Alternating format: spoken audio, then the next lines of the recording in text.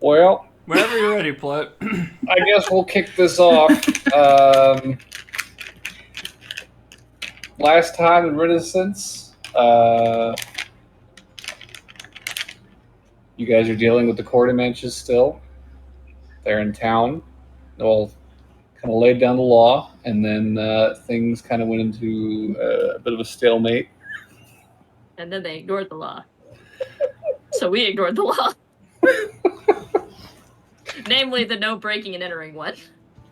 Yeah, there was a break-in. That You guys had was me. met- That was the Hamburglar. It's completely unrelated. Yeah, you guys had met with director of finances with Emerald Rail Company. Convinced him to look into the shady business history of the Quartermanch family, specifically with regards to a Rousseau family back in Alia. And attempted to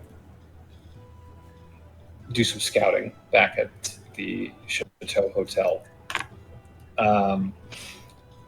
where you were unfortunately caught and chased and managed to lose a group of the Quartermanch's personal guard. After which, your next big play was to break into the offices at Emerald Rail Company and see if you couldn't find any actionable intelligence there. So, Noel and Barnaby used Dimension Door Spell and Flying Boots to teleport into the office of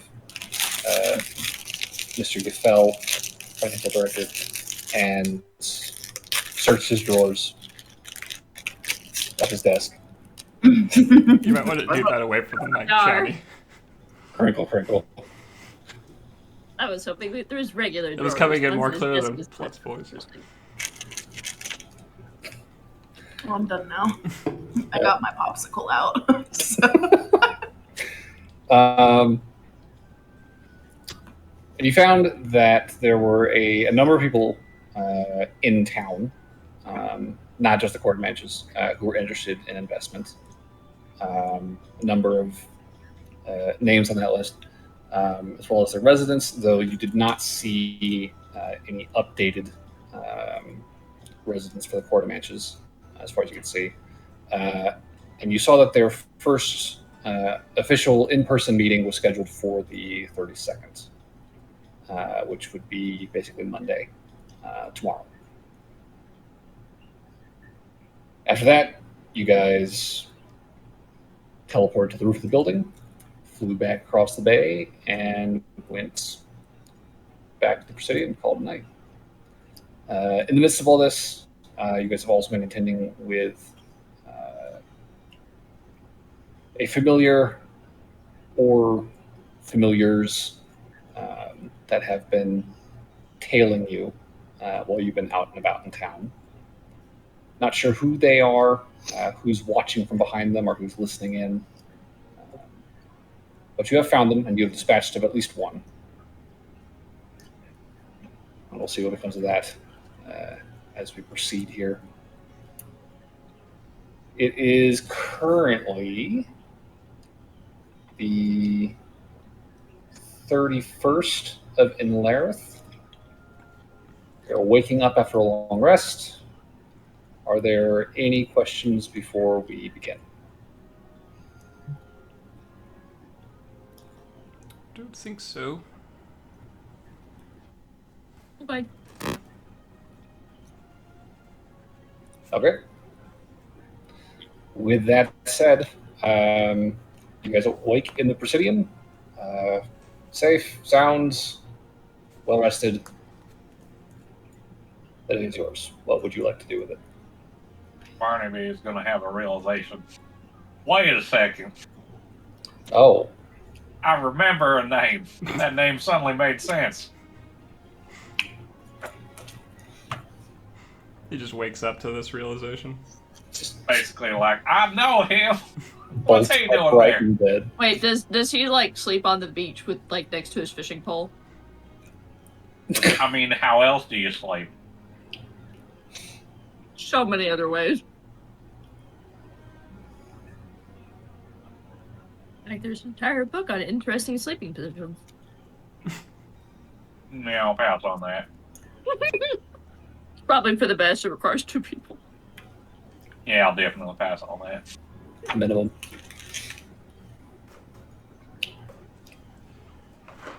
So, I'm probably going to bring that up to Noelle the next time I see her.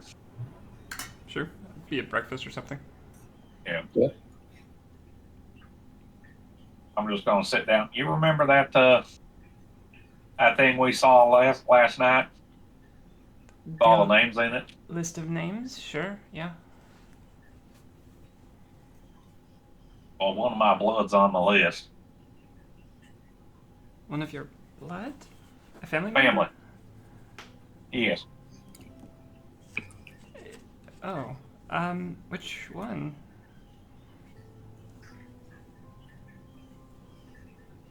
If you remember the name Victor LeBlanc, Yeah, I do. he's one of us that I guess was kind of like me. He wisened up and got out early. So this is maybe not a family member that you have bad blood with, necessarily? I didn't know him too much. His real name's Bubba, but don't tell him that. Don't call him that. He won't like that. I see. But he figured he could do better, and clearly he is. But Yes, apparently I'm he is just an curious important investor. he's this far out. It's kind of crazy. Do you wish to seek him out for any reason?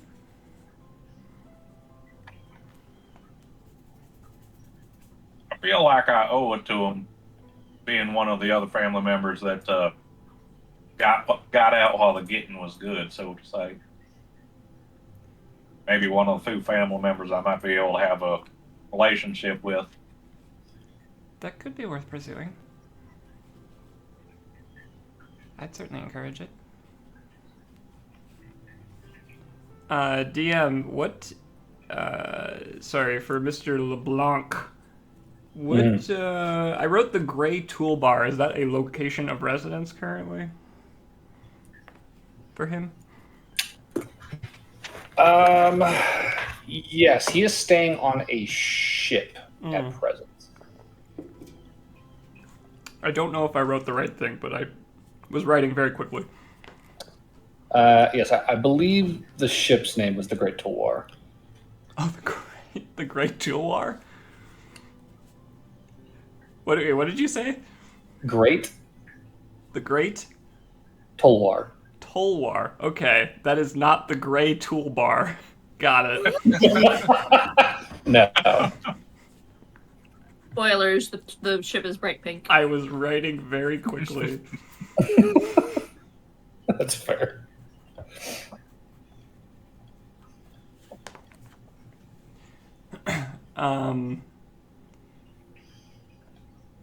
Well, you could actually get to that ship if you wanted, Barnaby. I assume if it's, well, he's en route, or is like the ship is like at a nearby port or something, or? What you saw in the book was like contact information. Mm-hmm. And I believe that the names you got, let me go back through here, would have been Noltikmir McGill. Yep. I think I've got the names. Yeah, the names, and then there's so McGill is staying at Le Chateau. Mm-hmm.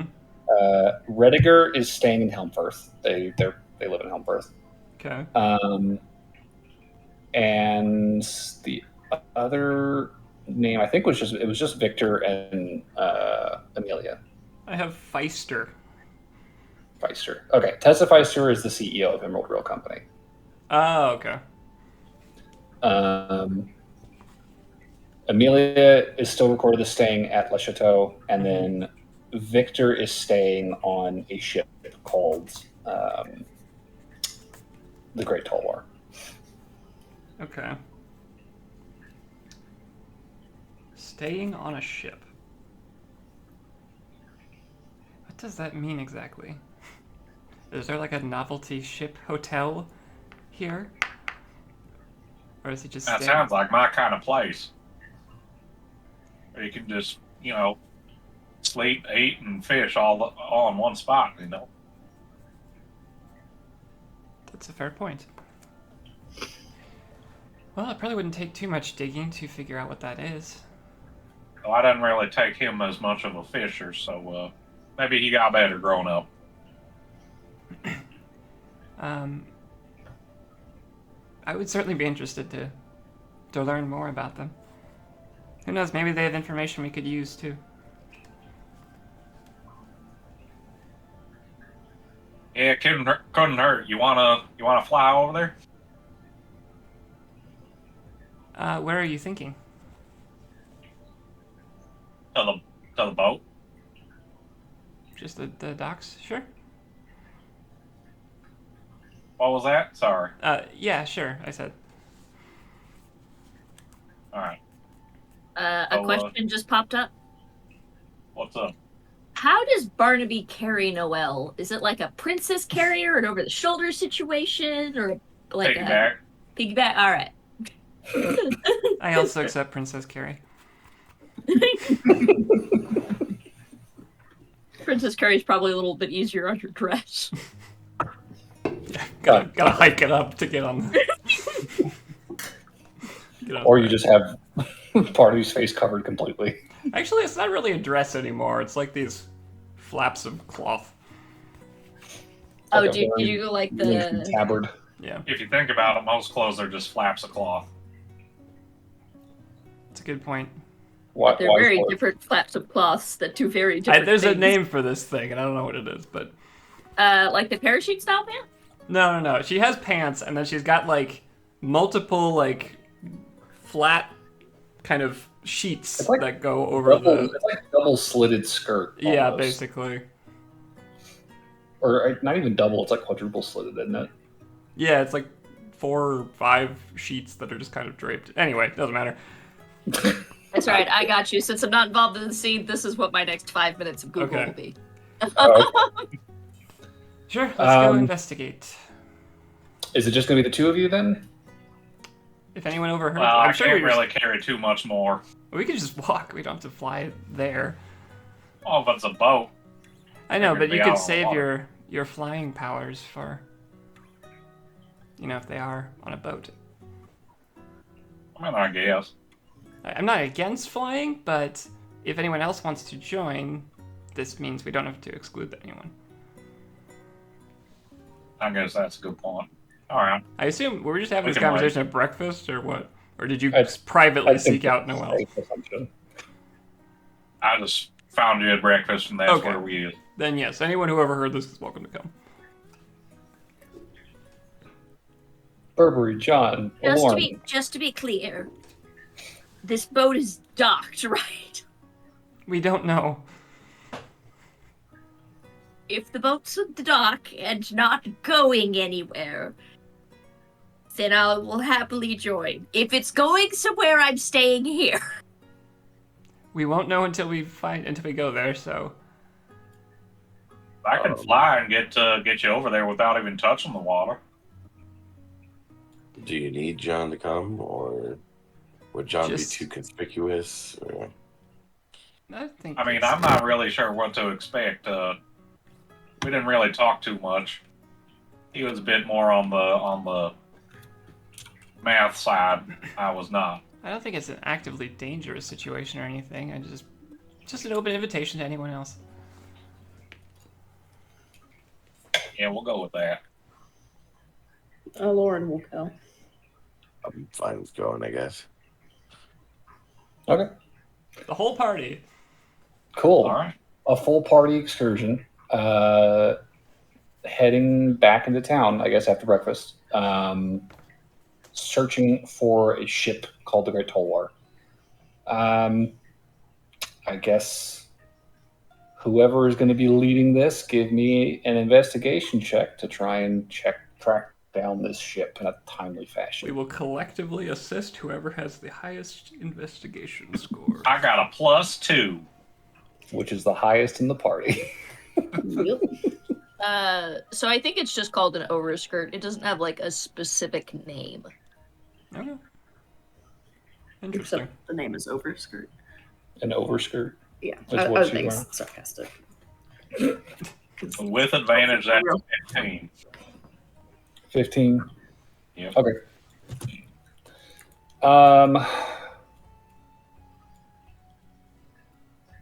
You have been in Freeport for long enough. You've done enough shopping down at the piers. You kind of know there's an order of operations to, tracking stuff down at the docks here. So you check with the harbor master in Angler's Landing. Ask them if they've seen anything. They don't know, so they send you further down towards the downtown waterfront. You check down there, and according to their records, no sign of this Great Tolwar.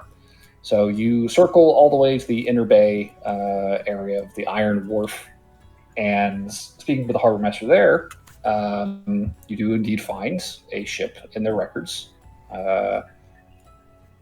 Came in and docked earlier this month, and is not due to leave anytime soon, as far as they can tell.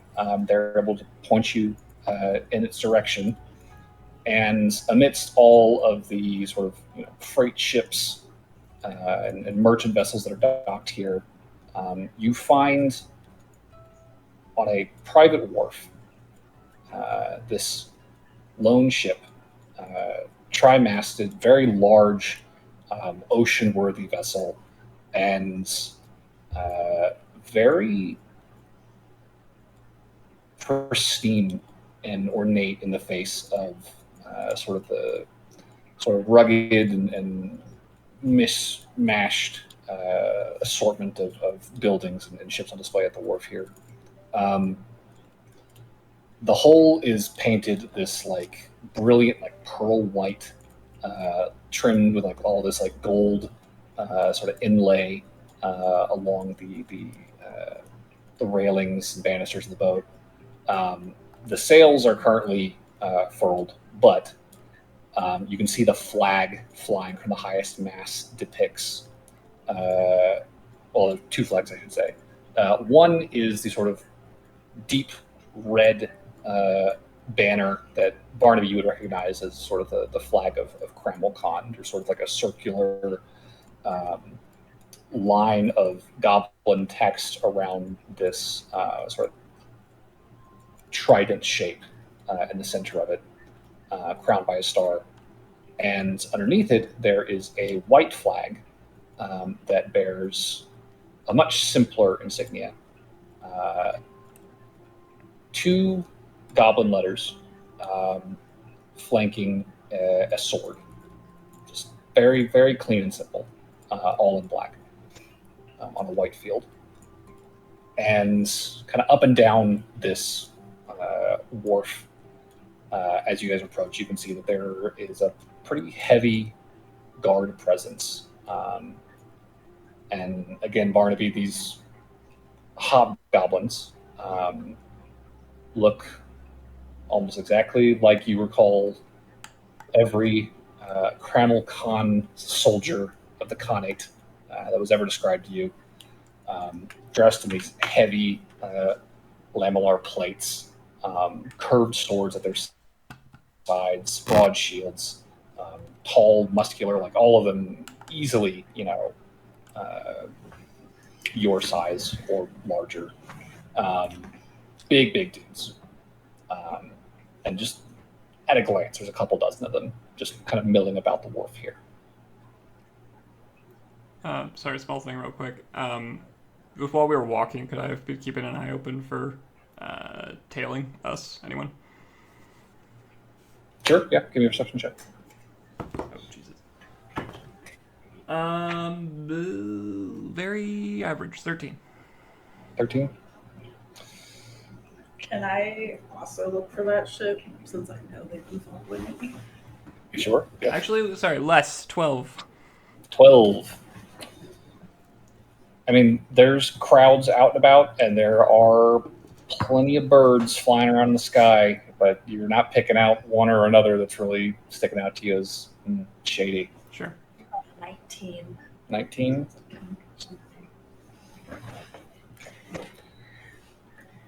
I should probably roll. I kind of forgot about that. Lauren with a 19. You will probably note that probably like halfway down your walk, there is a bird, a seagull. Not too dissimilar to the seagulls you've encountered over the past couple of days. That you do notice seems to be sort of keeping a pace with you as you are making your way along the waterfront to Freeport. All right, I'll let them. Letting the party know. Yeah, and then I'll blow a kiss at the bird and wink at it. We did say we were going to Oh, recruit did you want me to Burberry. snatch this one? For the love of God, please. Okay, I will cast Sacred Fireball. Flame at it. What I is don't the know range Fireball, that's too big. Flame? 60 feet, but if I need more than that, I can do bigger, or rather longer. I can do longer. If you have longer, you will probably need longer. The bird's at least 100 feet up, if not higher. How about 120 feet? Will that work? That's probably doable. You'll probably have to like wait for your opening as it kind of like dips or the wind pushes down or something. But Can I has What Bardic it Inspo for it? Oh, yeah, sure. That's a thing I can do. you can do it. Kill that bird. Kill the bird. Kill the bird. This Kill the bird. This is gonna take more than one spell slot. Did you miss? I rolled a 3. Okay. Well, come on, you got a spell attack modifier and it's a bird. Right? Well, I mean, with the spell attack modifier, it's a 9. I mean, you 9. instantly killed me in my spider form. And what's your Bardic Inspo Oh, right you now? get a D8 on top of that. Okay. Please roll high. Please don't hate me this day. Okay, so that's 15. 15 will hit a bird. You watch as this shining bolt of radiant energy sails into the air, and the seagull immediately begins to backpedal, trying to stop itself and pull out, but it's too late, and it just Yeah, have fun with 4d6. yeah. There's a bright flash of light overhead, and by the time your eyes adjust, you can see the last remnants of that kind of ethereal smoke beginning to dissipate overhead. Seagull is nowhere to be seen. You know, I thought I was gonna miss because I like tripped a little bit, but all right. Well done. Well, thank you, Noel. You know, at least we're causing them to have to spend a bunch of money on incense. Anyway, back to the present. Anyways, We fast forward. found the boat, correct?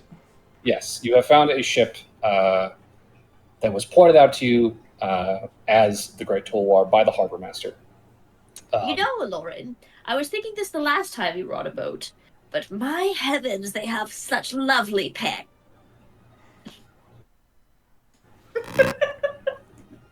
Oh dear God. Wonder who's on top today. I think I already know. So how do you want to do this, Barnaby? I'm not sure. Bubba seems to be doing real well for himself. I have a hunch Wonder he was if he'll not the even only recognize one me. traveling on this boat. Are we at the boat right now? Yeah, you guys are Standing like near it. You're like standing on the main dock, like looking out at the wharf that kind of shoots out into the water. So And the you can see dock, or the boat is the only one that's out on this dock. And it's just like crawling with hobgoblin guards. Excuse me, hot fellow hobgoblins. Hot goblin. Hot goblin. Hobgoblins. So are you approaching the wharf? Yeah, I'll fucking go for it. Okay, cool. So you walk up, and a couple of the guards immediately catch sight of you, and they've got hands on their swords, and they start approaching, like hands out. She'll have her like hands up, like hello. And they will be addressing you in, I believe this is a language that you don't understand. I don't know. Gonna double check my list of languages here. Do you speak Goblin? Because I don't think you speak Nope. Goblin. I'm gonna look at Barnaby. I'm like, I don't know what they're saying. Oh, they're speaking. Why are y'all speaking like that? I actually don't speak Goblin. I speak Sylvan and Common. Okay. Well- Hold on. My turn. I will use that thingy. The thingy. It's called Universal Speech. Oh shit. I was just gonna say, do you speak common? Please tell me you speak common. I will act as Barnaby's translator here, but I will say, I guess I don't even know what this is like flavor-wise. Just magically, people can understand me for an hour. Can you understand them? Oh, sorry. Yes, I believe so. Gain the ability to make speech intelligible to creatures. And actually, chosen creatures can magically understand you regardless. Oh, I can't understand them. Okay, it's okay. I have tongues in my list of stuff I can do. I wanted to make sure. I think Alora would start speaking all of her different languages and saying, And yeah, these guys are just like, I don't know what Goblin sounds like. I'm assuming we want Barnaby to speak with him, right? It's probably the best of the choices here. Yeah. Hey, Barnaby, come Yeah. down here for a second. Yeah. Like gesturing, like. Barnaby will just take a little squat pose to get inside. So Burberry smacks you in the forehead with the palm of his hand, and then there's like a second where like the world swims, then suddenly you can understand everything. Tongues. And I believe that lasts for 1 hour, correct? Yeah. Cool. Go quick. Yeah, and so Barnaby, as soon as that sensation fades and you kind of return back to normal perception, you can hear these guards, clear as day, telling Aloran, "Ma'am, this is a private walk. We're going to have to ask you to leave, please. Ma'am. she's just standing there. She's not like advancing or anything. So yeah. Sorry about that, lads. She doesn't speak the language. Neither do you. They don't need to know that. Yeah, there were definitely like some odd looks from some of the guards kind of standing back and watching as, Burby casts this one spell. They're like, oh, magic, hands on swords. And then Barnaby steps forward, he begins to speak, and they're like, oh. Honestly, I am going to use my universal speech, though, just so I can understand what the hell's going on. I do find it funny that no matter what Barnaby says, everybody understands right now. Right, never mind. Barnaby, not it. Sorry, my brain, I had it backwards again. Continue. Oh, okay. Got it. I'm tracking now. But yeah, so Barnaby steps forward, introducing himself, and the guards are all like, this is a private wharf, sir. I'm going to have to ask you to take your friends and make yourselves scarce. I do understand, but I'm on some family business. I kind of know Bubba up there. I like being called Bubba. They all kind of look at each other, and they look back at you. I'm sorry? Victor Lamange, as he prefers to be called. LeBlanc. LeBlanc, excuse me. I legitimately forgot the name. Barnaby's like, Victor Le Bleu.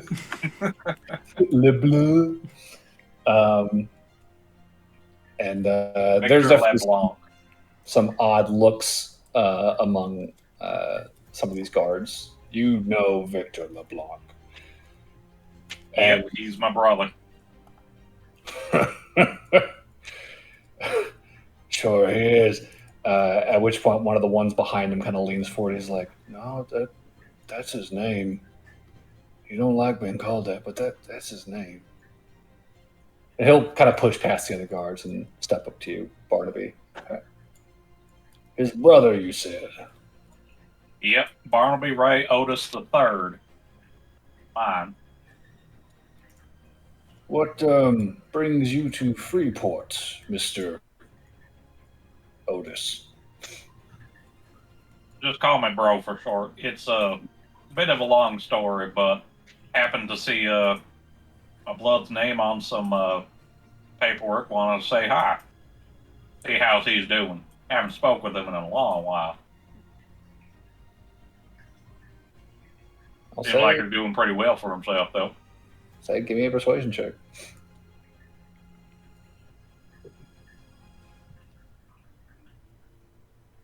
I'm using my inspiration for that because that was a 2. Oof. I would give you bardic inspiration, but I don't know what you're saying. You can understand Barnaby. You can't understand anyone else. Tongue Yeah. slips everyone to understand what the person is saying. And he can understand everyone. Could I Yeah, That is there's- we can't understand everyone. That is a 17. 17. Yep. Okay. I think the first guard you were talking to is definitely kind of bristly. He's just be like, "You're not seriously." He's like, "If you'll wait right here, Mr. Rayotis," the second guard will say, "I will convey your message to Mr. LeBlanc. He is currently taking his breakfast." And he'll... Is there a Barnaby Ray Otis II? And does it have all the same middle names? Oh yeah, of course. Well, no good. I think he went off to the war and lost his head. Literally That's why or I'm the metaphorically? A little bit of both. One led to the other, so to say. Which war? Whatever war they keep sending up us sprouts to. This isn't like what is it? Never mind. Random reference that the originator can't remember the actual thing to. Continue.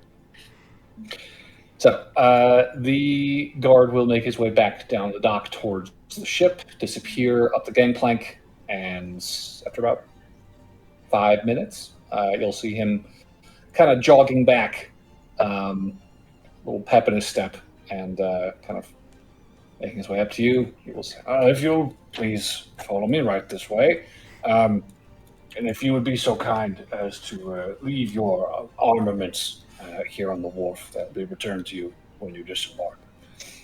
And he'll lead you up to the foot of the gangplank, escorted by probably like 8 of these hobgoblin guards. Want me to take off my armor?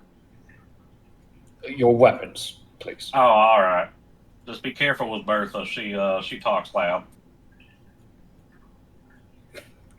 You Do hand they all have different colored pants? their clothing is very That's an odd uniform. question. Listen, when you only come up to someone's waist, it's important. I guess that's a good way to recognize who's who. All right, got brown pants. We got dark brown pants. We got that's a stain. Burberry, you can get on my shoulders, and then it'll be 3 for 1 package. What do you mean? That's only 2. It's only 2. I'm whispering this. Okay. I'm not saying this out loud. Oh, Yes, all of you, finally. Excuse me. I'm taller than you right now, ma'am. Yeah, but if you get on my shoulders, we'll be almost as tall as Barnaby. We'll But fit do you in. have any idea how unflattering this cloak looks? only cost. Do you? Fine. Okay. So, are we willing to cooperate with the request? Yeah. Yes. I I'll do hand get to keep over. my book, right? They don't count. Does my book count as a weapon? Do I get to keep my book? They are asking for weapons. Okay, yeah, sure, check out. I'll hand over Bertha, former Bertha, which was my crossbow, my hacky and slashy, my battle axes, and my longbow. Okay. Cut down. I will hand over my crossbow. This is the scene in that Sinbad movie where the guy's just unloading fucking cutlasses. Am I allowed to keep my shield, or do I have to hand over my shield as well? Is the shield spiked? No. Okay. They're probably not going to pitch a fit about the shield. Do I have to hand over a sickle? My little That farm hand. is a weapon. Okay, she'll give him the sickle. Okay. Yeah, you'll see that they're just gonna like walk over to like a crate and just set everything down. Just As a side note, Lauren, if you really want to hold on to the sickle, aren't you the one with the bag of holding? Yeah, but I think they'll. I guess I can try to make a sleight of hand, but to try and slip it into your bag yeah. if you want to. It's your call. It's your call. It's just a side. Oh look, my boobies are falling out. Look at those as a distraction. Oh, for heaven's sake! Barnaby covers. My sleight of hand is not great, but we'll give it a try. Oh, I just rolled a nat 20 plus 2. God. Oh no, my boobies are falling out. Look. No, I'm not. Oldest trick in the book. All the hobgoblins on the wharf just hold their hands over their eyes. Man, please put those away. So indecent. She'll put They're the all sickle like in. Barnaby. You just slide that into your pouch real quick before anyone gets to you. Do you have any weapons to turn over? That was my only weapon. The only weapon? Okay. Oh, I guess I have a scimitar. I can get that. Okay, so we'll take that. So you guys will be led up the gangplank onto the deck of the ship and towards the captain's quarters under the rear castle. And there's a knock to the door. One of the guards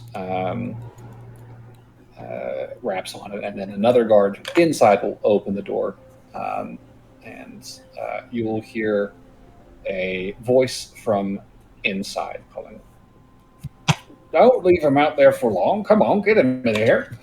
And they just usher you guys all inside. The quarters here are very spacious and very cozy looking.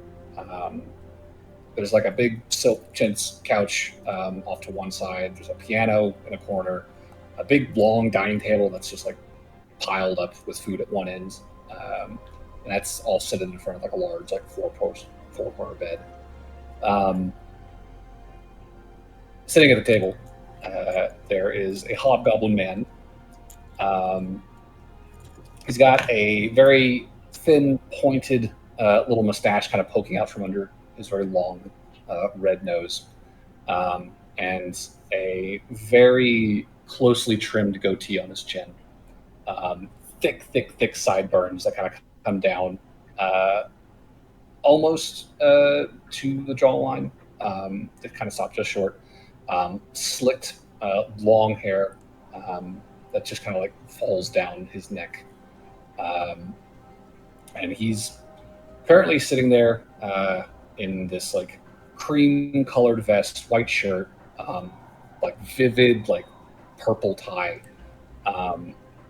Sleeves are all rolled up, and he's just kind of tearing into this like it's like a roast pheasant with like eggs and bacon and hash. And he just very quickly gestures like, sit, please sit. Well, color my surprise when I hear an Otis is knocking on my door. Yeah, I bet that was a bit of a surprise. And he kind of like is like leaning forward, trying to look under the helmet, trying to get a look at you.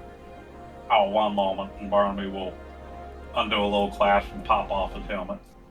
Oh my god, guys, he took it off. He's a Don't make me hobgoblin. put it back on now. He's like, oh, You're indecency. oh my goodness. Wait, What you've was been that? hobgoblin this whole time? Are they speaking common, by the way, Mr. LeBlanc? LeBlanc is speaking in common. Oh, Yes. thank goodness. We can hear.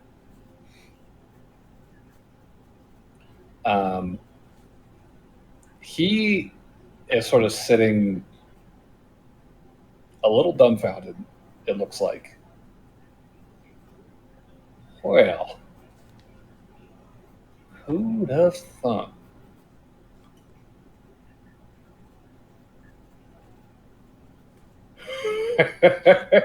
Barnaby.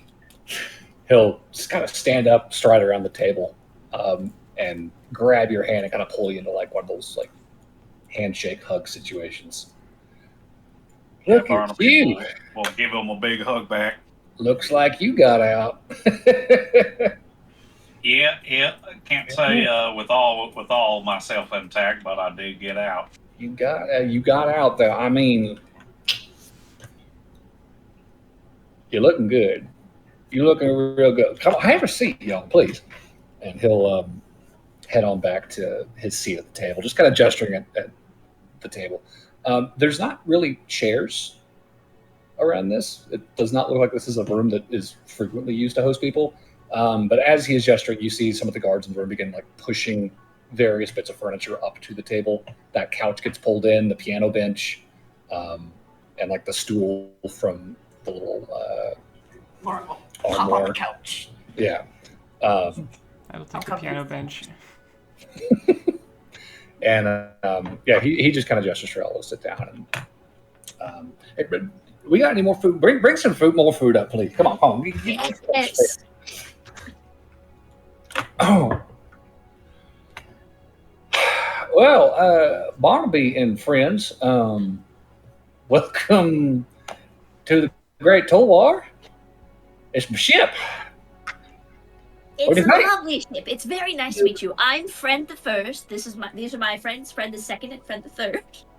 I know that's not your name. It's cute though. Seriously, please. We will run Who through are you, introductions, Mr. I assume. Please. Right, I'm Friend Yeah, the Third. let me introduce you to everybody. First, we got the big lummox over here, John. He's quite good with most weapon type stuff. And his hands, so I hear. Sure, we'll go with that. You see Victor kind of blanch a little bit. Well, a pleasure to make your acquaintance, John. Then So- we got Go down. we got Burberry, Oh, very good with magic type stuff. She's good at patching you up. Or he's good. Excuse me. that's fine. All pronouns are accepted. Then we got Lauren. She's a fiery girl who likes her drink.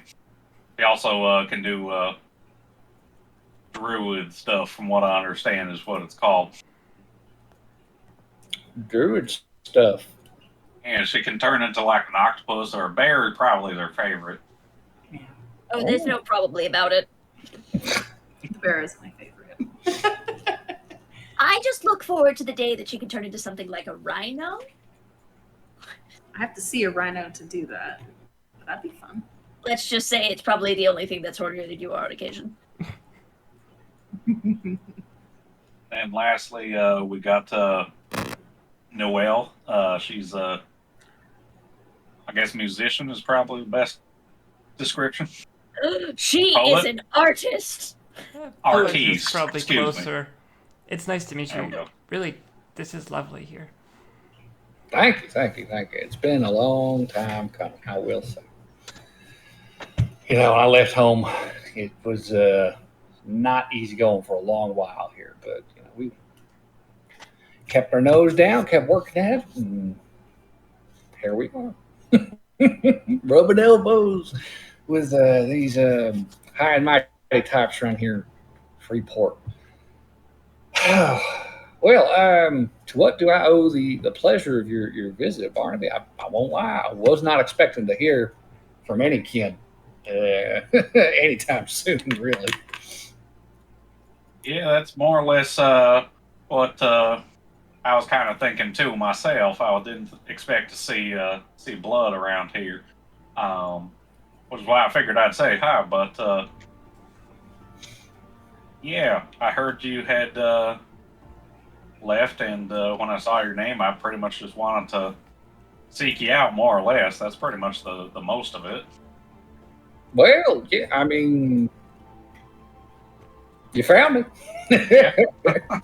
um, How'd you end up doing so good as you have been? well, left home. You know that part. Real Yeah. simple. Funny enough, ended up heading north into the kingdom proper, right? And signed on with this outfit, Beskar Talwar. Real big business types, right? Yep. It's usually not, something open to folk in our position, country types. But, I put my foot down. I said, I wasn't going to take no for an answer, and I'd do whatever it took to prove myself. And I think I did, if the ship's any indications. So, just kind of working my way up the company, and I'd say I've done a pretty good job of that. It's really Yeah, just say so. been business. So Well, you've definitely made a business. That's for sure. it's good money in this business. I'll tell you what. It's a Which shame about business? what's been going on down south in Helia, with the family and all. But it's not really something I could have helped. I mean, I know I didn't see you, but I'm sure you heard. There were some altercations over the years after I left. Yeah, it wasn't I'm sure wasn't they the were. best. I'm sure they were real cross about that. But for what it's worth to you, because I know you were in the same boat I was. You weren't up for all this soldiering nonsense. No offense, fellas. As he kind of turns back to the guards standing by the doors. Um, I had my orders, and I was going to make sure I saw them through. It's just it was as simple as that for me. It really wasn't personal. So. I can tell you something that you probably missed from the interim between when you left and now. Was Paul's dead. kind of furrows his brow. Is he really? Yep. Well, And that's kind of why I'm here. Well, not here to say you. I mean, I can tell you this, but it's not the reason I'm around this area that you think. So, long story short, there was something fierce out in the woods, and Paul and I were hunting it, and it took them out. And as I was searching for it, it, from what I've gathered, sent me into the Feywild and spat me out about 5 years later. Now I'm here. um, I'm sorry. How's about 5 years later? How do you mean by that? So it's some kind of magic stuff. I don't exactly understand it myself. But takeaway is I got sent into the Feywild, wandered through the forest for a good bit, and when it came out, I wasn't nowhere near Comic-Con. Huh. And then I come to find out 5 years had passed, and boy, was Ma sore at me. You were wandering around back near home and came out here? Yep. Well, that is mighty odd.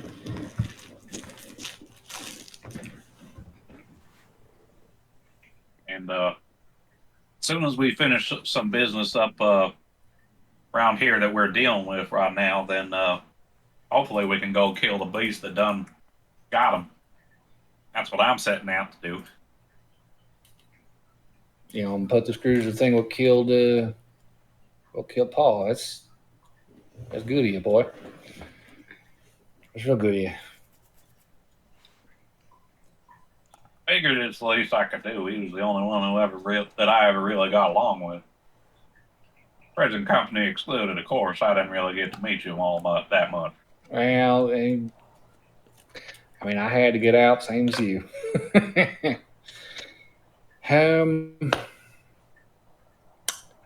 You ever heard of a chimera? Name rings a bell. Can't say I've ever seen one myself. Well, hopefully you don't have to. If I'm able to do what we are trying to do. But that's what done got Paul. Got him good. Damn.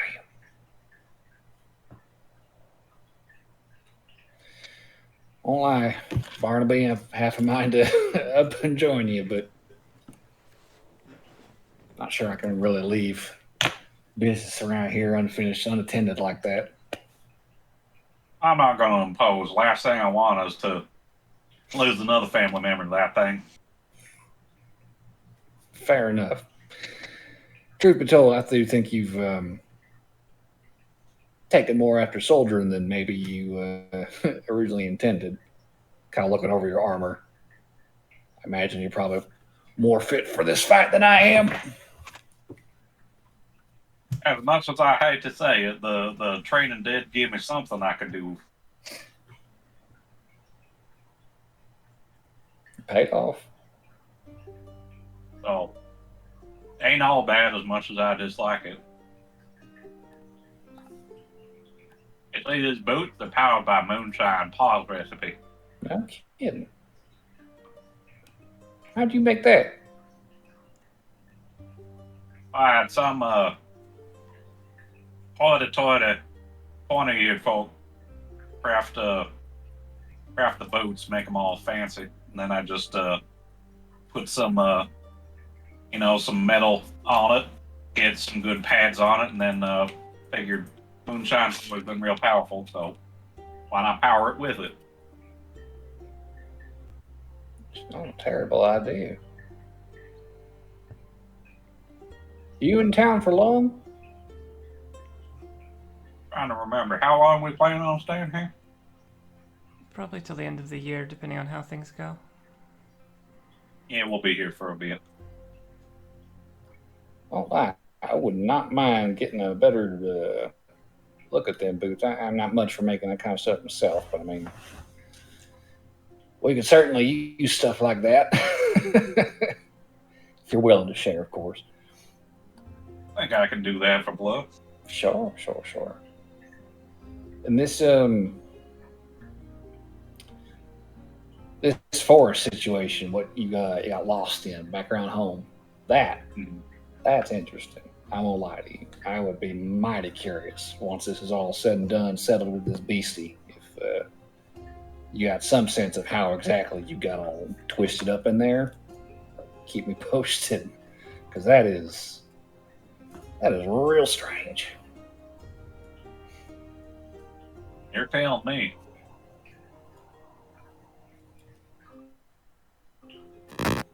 But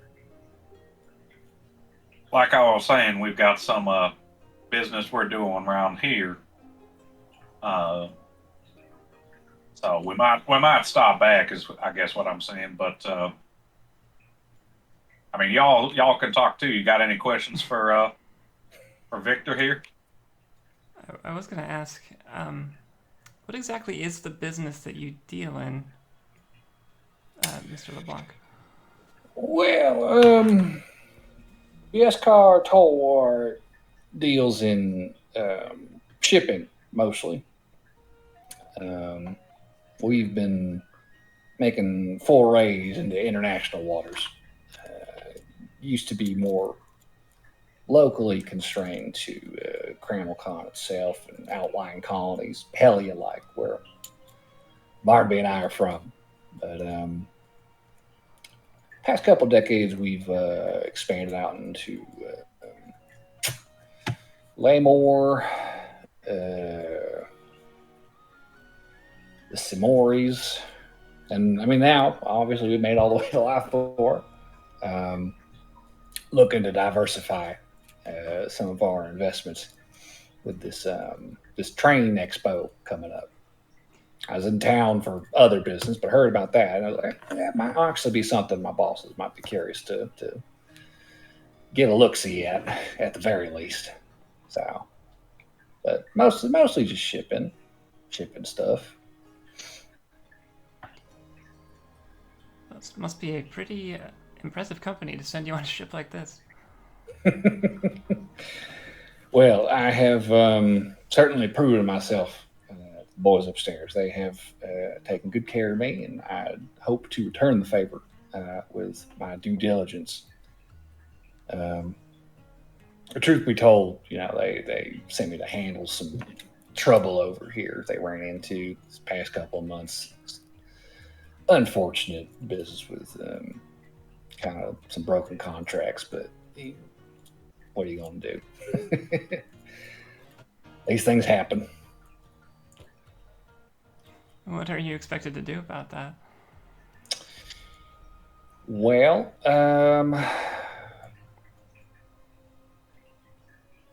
I'm probably going to have to sit down and talk with some folks, renegotiate some things, clarify some terms, and if we can't come to some kind of understanding, we'll have to enforce terms regarding breach of contract situation. It's sounds messy. It's all very complicated and businessy, but I don't want to bore you with the details.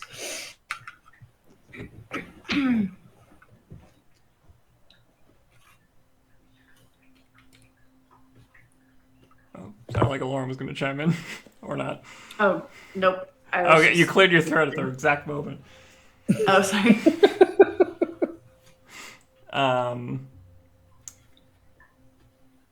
Oh, I have one. Go for it. Was Barnaby always like this as a kid? Like what? What do you mean, like what? Lauren's laughing. She gets it. Or maybe they're just all like that. Like what? Yeah, exactly. What are you talking about? Extremely single-minded and very modest. Well, that's just proper way to be is all. No offense to you, free Oh, folk. Don't take it at all. Lauren quirks an eyebrow. You will notice Victor has very pointedly not been looking at you this whole conversation. You get used to it. Or you just learn to keep your helmet down, like I do. I don't wear a helmet, but sounds, Lauren is gonna lean forward and down the table, reach for something, just to make a point. He just kind of leans back in his chair and turns to the other side of the table. Now that would be an interesting magical item. A pair of glasses that only lets you see people who have more than 60% of their bodies covered. Hey, it's more-ish covered than that. No, it's nowhere near 60. And don't get me wrong, you look amazing in it. but it's definitely not 60. Fair.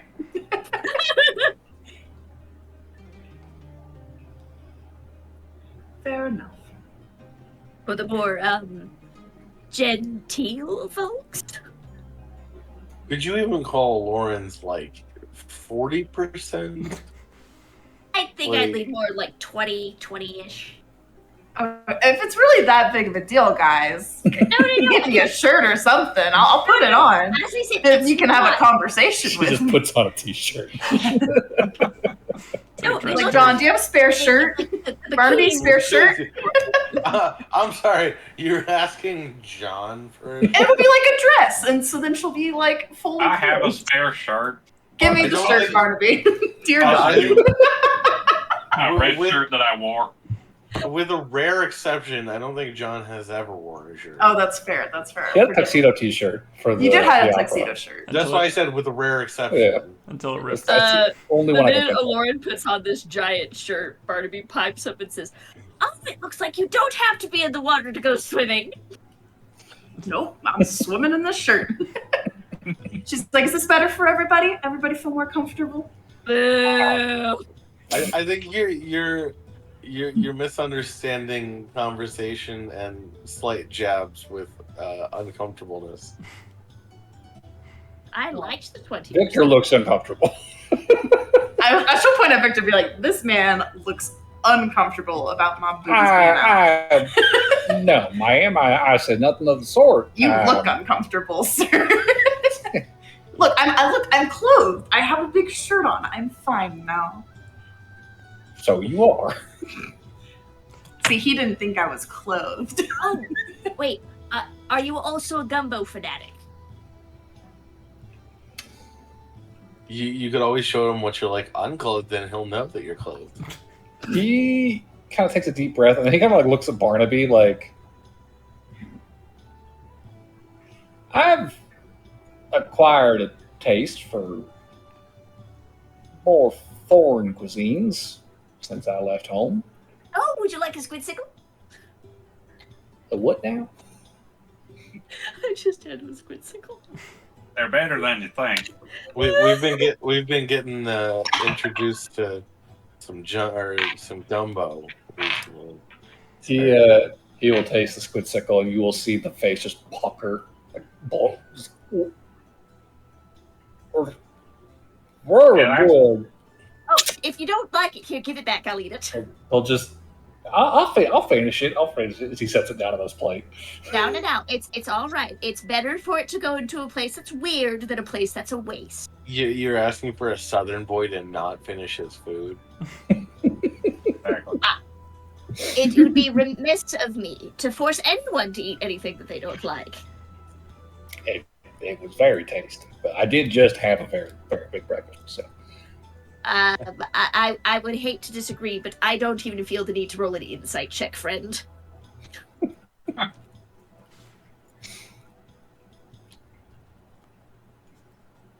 But very well.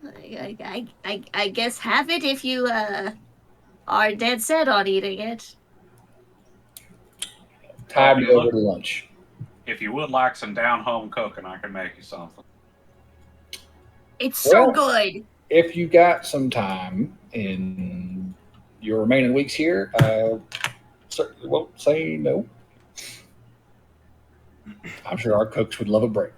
They've been cooking for full crew for weeks now. Oh my, it seems like a lot of work. Yeah, is there anything that I can do for y'all while you're here?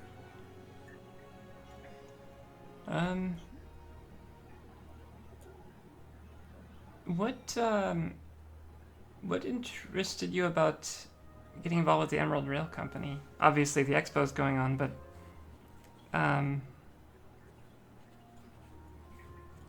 I guess, are you? Is there a very specific project you are interested in backing or something like that? Well, truth be told, I am not terribly versed in trains. We don't really have much like that over across the pond, as they say. But hearing about it seemed like something my superiors would be interested in. So I figured, since I'm in town, um, whenever I got time, probably be good to keep abreast of developments on that front. Um, I figured getting in as an investor, so to speak, would be a good way to kind of break the ice, make those introductions, and get my folks connected with their folks. It's not really my department, but it seemed like a good thing to get involved with. Have you been in contact with Mr. Ufel? He's the He's like in charge dragon of feller. investments at Copper Dragonborn. Yeah. I have met with him. Um, Once, twice. No, twice. Twice. No, he was at that whole big meet and greet out front in the city hall. There was like a big speech, bunch of people out front. Yes, there was. Some kind of riot has terrible business about that. But yeah, now Mr. Fell was in attendance. Met with him there again after the first time. Have you done a tour of the grounds? Oh no, I don't really have the time to commit to something like that. But like I said, just trying to make some connections while I'm around. Truth be told, this whole contract situation's got me pretty preoccupied. So haven't had a ton of time to spare for it. But y'all are free in the evenings. We're free periodically. We tend to spend our days doing busy work, but we'll be around. Sure. Yeah, I mean, can't speak to my availability for when I'll be home either. I think we're both pretty busy in that sense. But yeah, I mean, whenever y'all have some time, y'all want to stop by the ship. My men will recognize you, obviously. I think some gumbo, some old home cooking would not be unwelcome. How to say?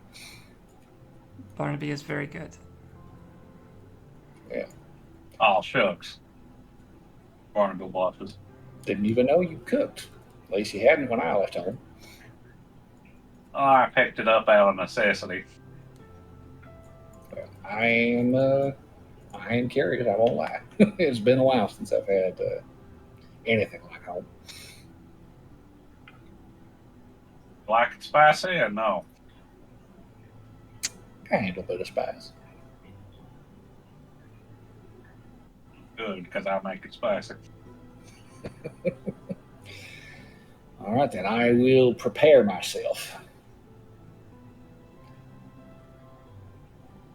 Well, is there anything else I can do for y'all this morning? Because not to rush y'all out the door, but I do have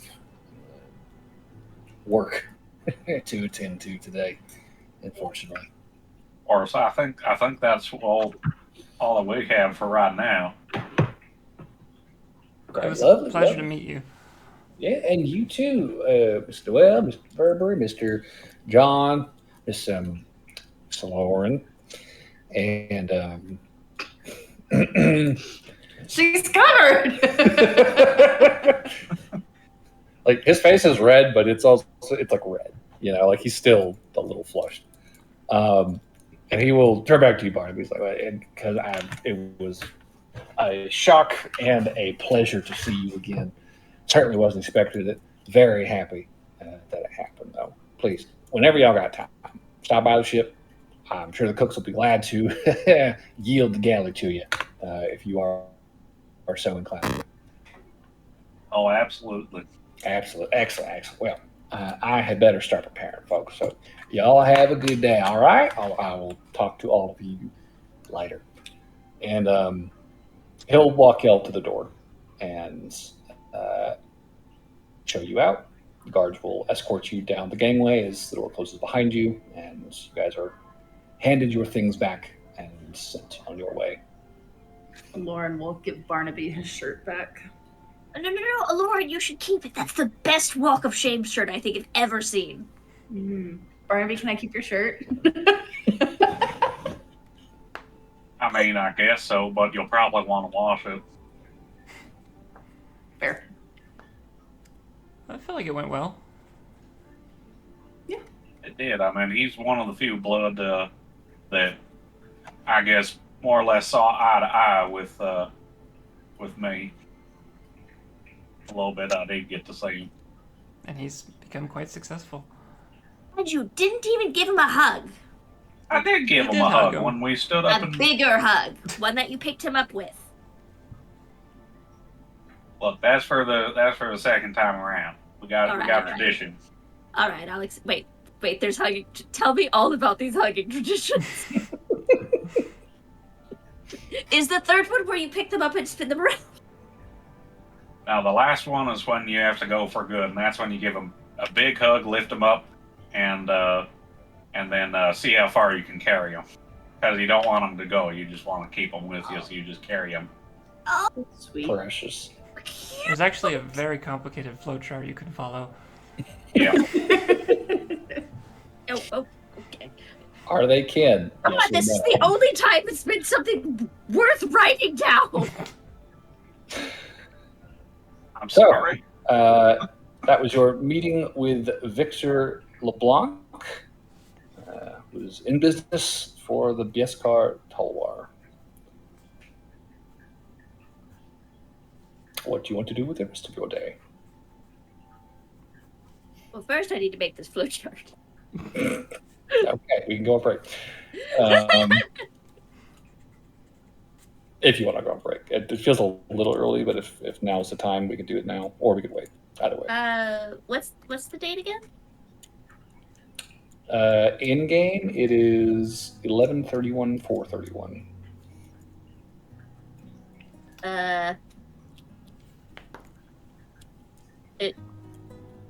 I'm sorry, I still haven't gotten used to your calendar yet. 60-day month. Okay, and what's this month? This is the Like- last month of the year in Lareth. Okay. We're halfway through December. No, it's just like I was like, wait, this it's 12. It's the 12th month with 6. Okay. I'll do one 11 more months, quick 60 days. seagull and tailing us glance around as we walk. Oh yeah, I'll Okay, do the yeah. same. Give me a perception check. Hey, I got a decent roll. 23. 15 plus 9. 24. Ha! I beat 24. Always have to one up me. At the moment, neither of you see any untoward seagulls amid flocks of pigeons or other birds. No obvious signs of tailing happening right now. Okay.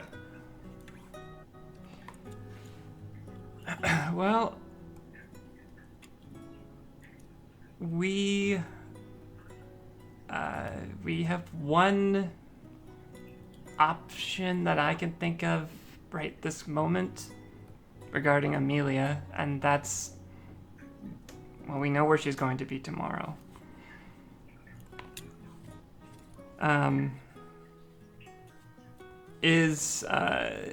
When we grabbed, or we didn't steal anything specifically, but you know, of the little things that I saw on the desk, we saw Amelia was doing like a guided tour tomorrow, or was that a different day of the week?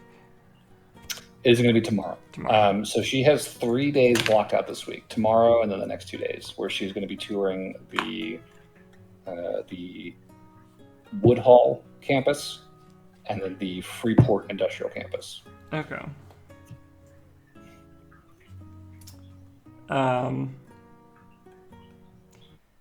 So we could try to make a move then, if we actually do want to try and kidnap her. But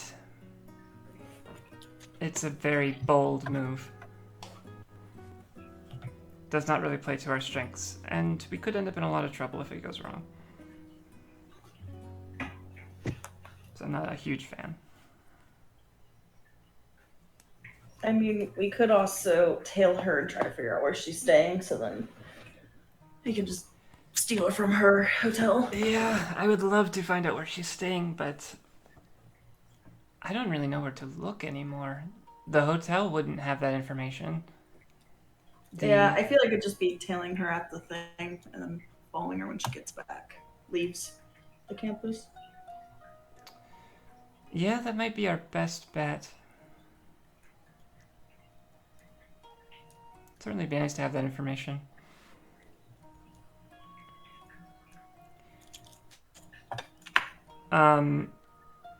Assuming Sandy is with her, I'm useless. that does sort of rule out any spider shenanigans, unfortunately.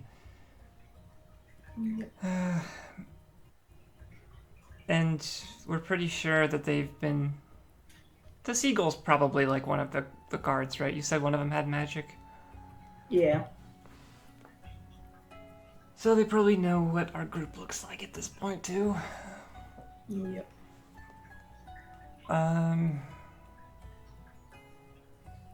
I think the only one who has any chance of getting eyes on them safely is me. I could always go as a dog. I could change clothes. I could be a companion. Actually, Or a companion. that's Because when I'm not sneaking, I'm just being there, and I don't think she would know specifically it was me. But yeah, we don't know how Sandy's detection of you works. Out of character, weren't we under the impression that she just sort of had this sense that like she was just constantly staring at Alora when she was a spider, right? There's something about her that just gave it away. She noticed the spider in the elevator first, and then And she was just like constantly like eyes flitting to it, if I remember correctly. well, I believe that Aloran like crawled out of sight, like away from Sandy as soon as. No, she No. was like, no, she never let me. Oh no, that's right. Because No. initially you were crawling up Noelle's leg, and I was like, "Oh, she's gonna point it out," and then you were like, "No, she's gonna crawl along the ceiling." Okay, she did. She registered that the spider was there, like immediately, and she was definitely kind of just clocking it, but like didn't seem to pay much mind in the elevator beyond just like, yeah, there's a spider in the carriage. Okay. It was after she noticed it in the hallway that she was like, that's weird, right? Okay. The hallway is where you felt there was like a shift in like her demeanor about the spider. So when Aloran was crawling up Noelle's leg, was that like a covered situation and they still saw her? Well, that got retconned. So, Oh, okay. But yes, that was what was happening. Was Aloran was crawling up your leg, and Sandy was going to be like, not to freak you out, but you got a spider on your leg. Right, I remember that. Yeah. But that didn't happen? Technically didn't happen. What happened instead? She no, crawled it did up. She happen. crawled up the. No, it did happen because then I crawled down and then I just. I think there was confusion of like, Lauren said, or sorry, Chani said something that was like, I'm gonna go back up or something, and she meant the wall, but me and Plette interpreted that as Noelle's leg or something. Yeah, I thought you were going up her leg, and that's what I was describing. And you're like, no, I meant like on the side of the cage. So the first time I was going up her leg, and then I didn't think there was a first time. I thought it was just no, there was a first time, and then I was like, okay, never mind, I'll just go up the wall. Yeah, because she wasn't gonna just. Up the leg. She was gonna join Noelle in the meeting, I think, which is why she was trying to hide on Noelle. right. At any rate, she clocked you. Like, Point being, if you're like glowing to her or something like that, like if you're just a glowing dog, that's pretty sus. Yeah, that's true. Well, have fun, Noel. I'm not trying to be negative. I'm just.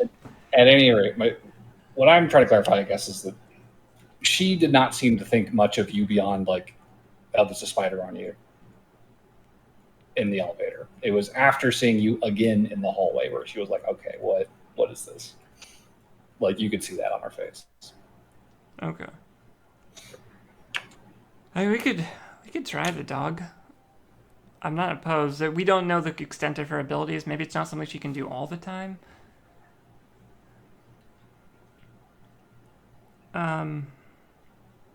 But I do think just following Amelia is maybe our only option right now. We'll certainly have to, actually, since we are away from the seagull, getting out of sight and just not staying at the Presidium tonight might be worthwhile.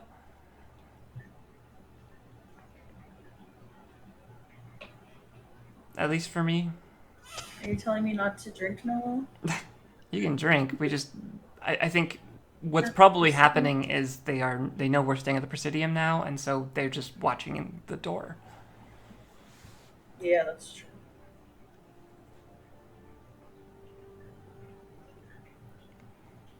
So if we are going to try and follow him tomorrow, then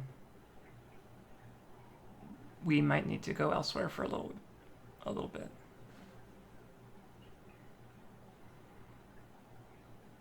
Okay.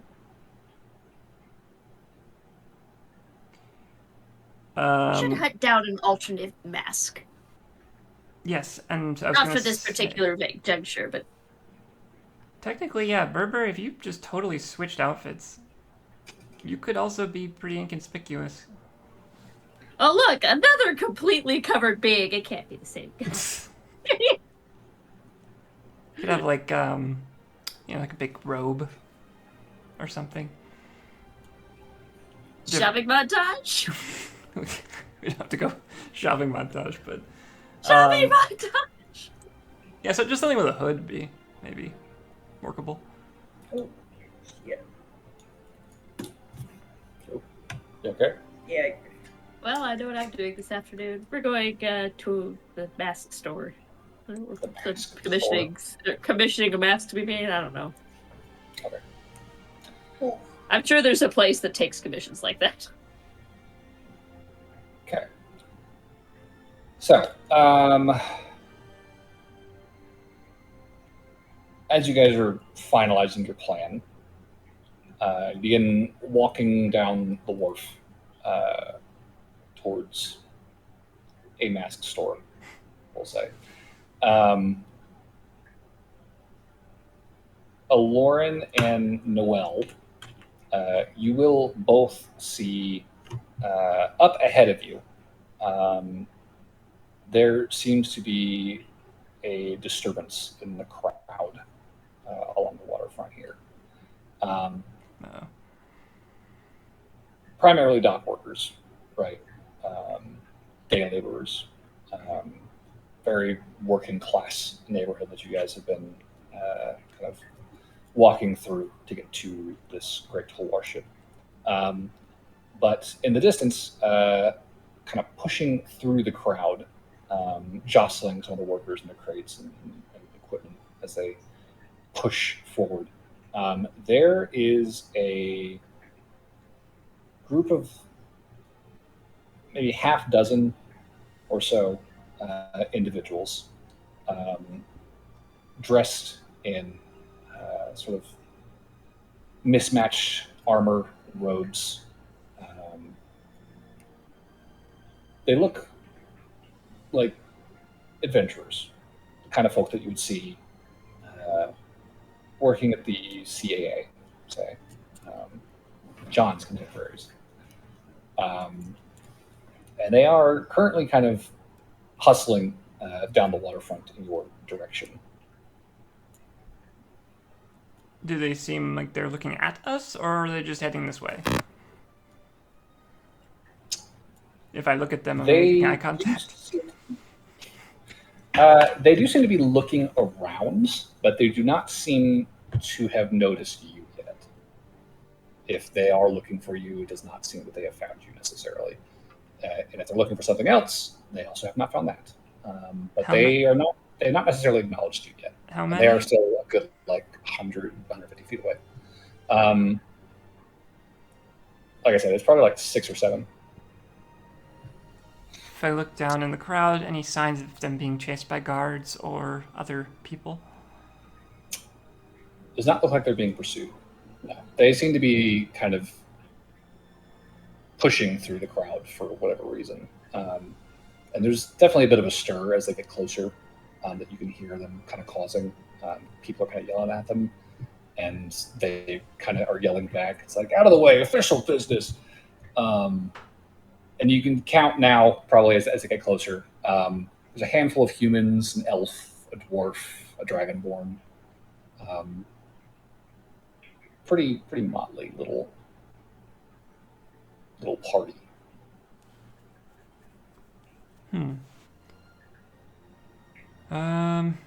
Let's see if they're looking for us. Yeah, we'll I guess adjust course to kind of intercept Sure. Okay. as they continue.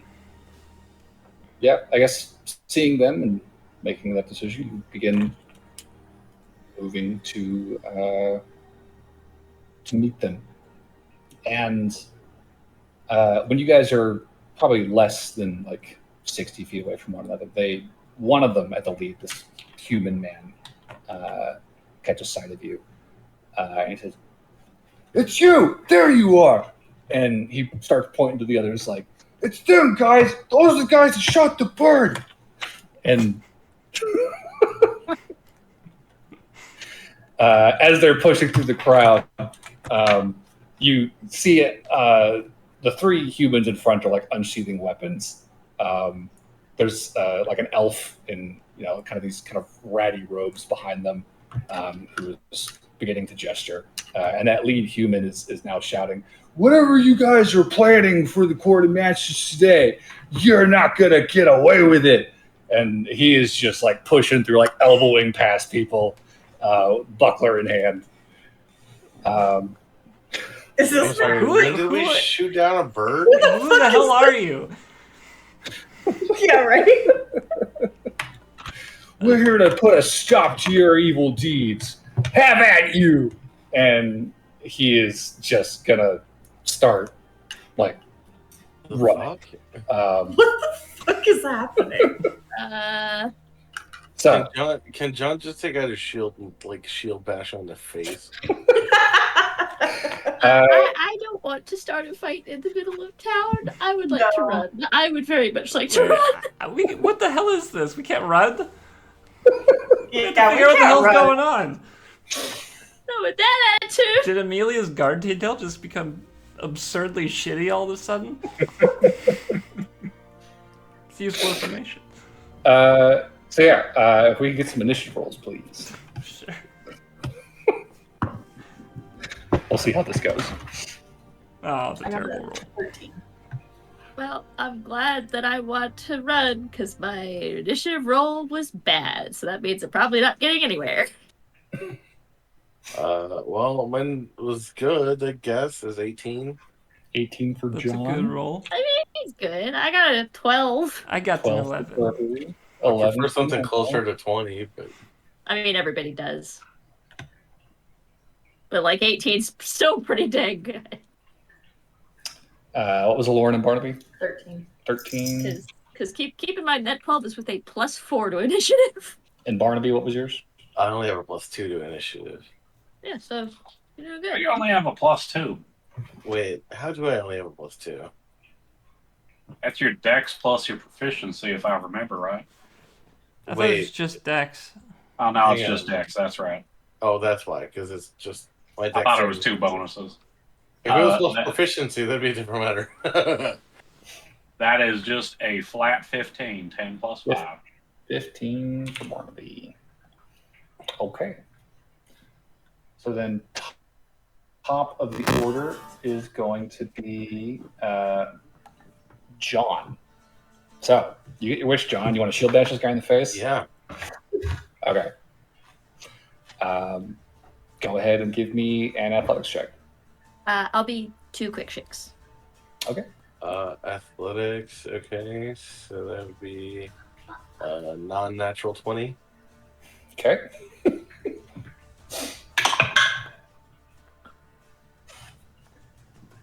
Yeah, that's gonna succeed. So John just walks up to meet this guy as he's running and just fucking clothesline backhand into the face. And he is running too fast to really course correct, and he just flips head over heels and just hits the ground like, oh god. Does he Do die? you want to do anything for your next attack? He's not dead. No, I'm gonna like step on his back, and I'm gonna be like, so you feel like telling us what the hell you're talking about now? Okay. I'll say if you want to pin him, give me another athletics check. Okay. So I'm pinning him just with my foot. Yeah. Okay. Yeah, that's probably going to succeed.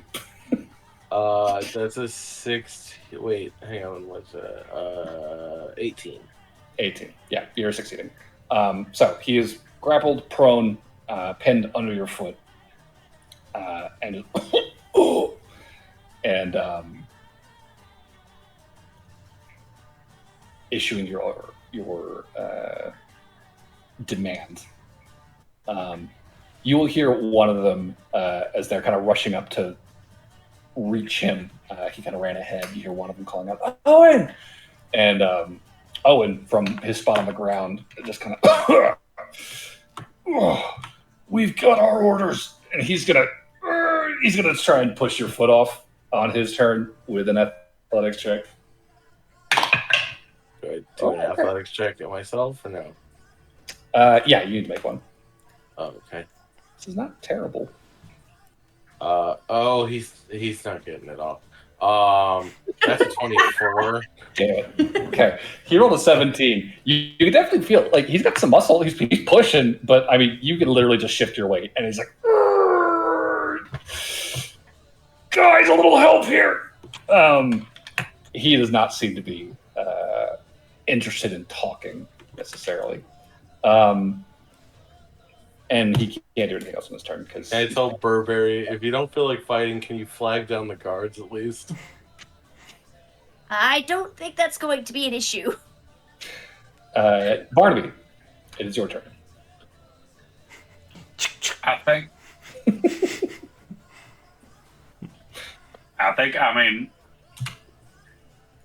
feel bad just shooting a man like this, so I'm just gonna keep my gun pointed at him, ready to fire if he tries anything out of the ordinary. So ready I'm to just gonna attack. hold my action if he tries to keep fighting back, so to say. Okay. Look, we don't want any trouble. It's just a bird. I still don't understand. Did we shoot down a bird and I don't remember it? I did. I shot down a bird. Oh. Lauren also shot down a bird. Yep. Why did you all shoot down birds? He's just following us. They were sus. And they're familiars. Sus birds. So Barney already in attack. At which point we will go to the next character in line. So you will see. Wait, are they working for what's his nuts? I mean, What's they his literally name? said the The last. guy that we went to talk to about what's her nuts? About Amelia? The guy from the train thing. No, I think he's working for Amelia. Well, no, because they were like, whatever you have planned for this ends today or the whatever. quota matches, yeah. Right, and I don't mean to sound like we're completely suspicious, but we did appear out of nowhere and basically question one of his close accomplices. So it might have been that he was just watching us to make sure that we weren't sus. Wait, are you talking about the Dragonborn? Yeah. I don't think so. Because he literally said the quarter It'd be a weird angle. Also- I think we should knock them unconscious. And then At ask any them. rate- Fairly well known. The dwarvish woman, who is next on the initiative order, she is going to cast a spell as she closes distance, not quite reaching John and Barnaby, but she is going to throw out a spell Laura will recognize pretty quickly as an entangle, and I'm going to need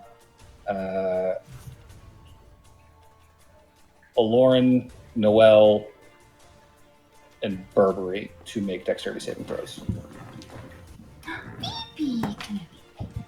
That's a good roll. Oh, strength save, excuse me. Still Oh, decent roll. Phyllis. 18 total. Okay, that's a success. You said strength saving throws? Strength save, yes. Strength 13. save. 16 plus 2. 18. 18 and 13. Those are both 1 succeed. 3. Barnaby, you are not in the radius. You are okay, don't worry. Oh, I thought I heard my name. Nah, it was sorry. Burberry. Oh, Um, that's fine. They are similar. So, grasping creepers and vines shoot out of the cobblestone brick under your feet. You guys very quickly kind of backpedal, avoiding being wrapped up in it.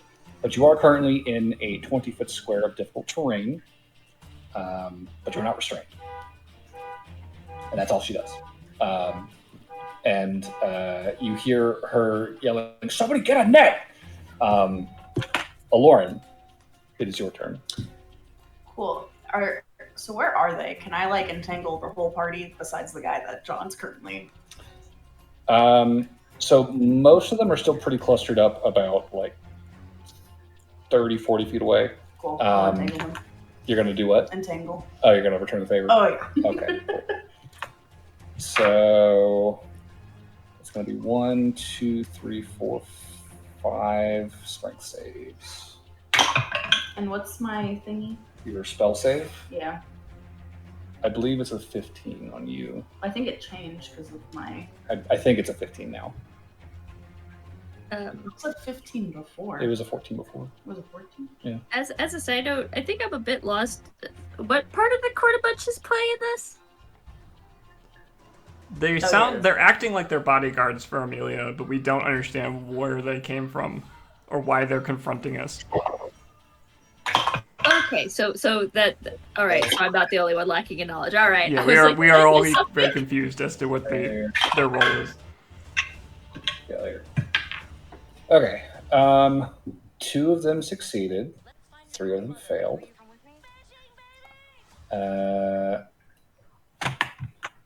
What is this? I guess I'll be like, this is a really bad idea. We can kill y'all so fast. Please stop. I don't want to kill y'all. I definitely don't. Not here. Not now.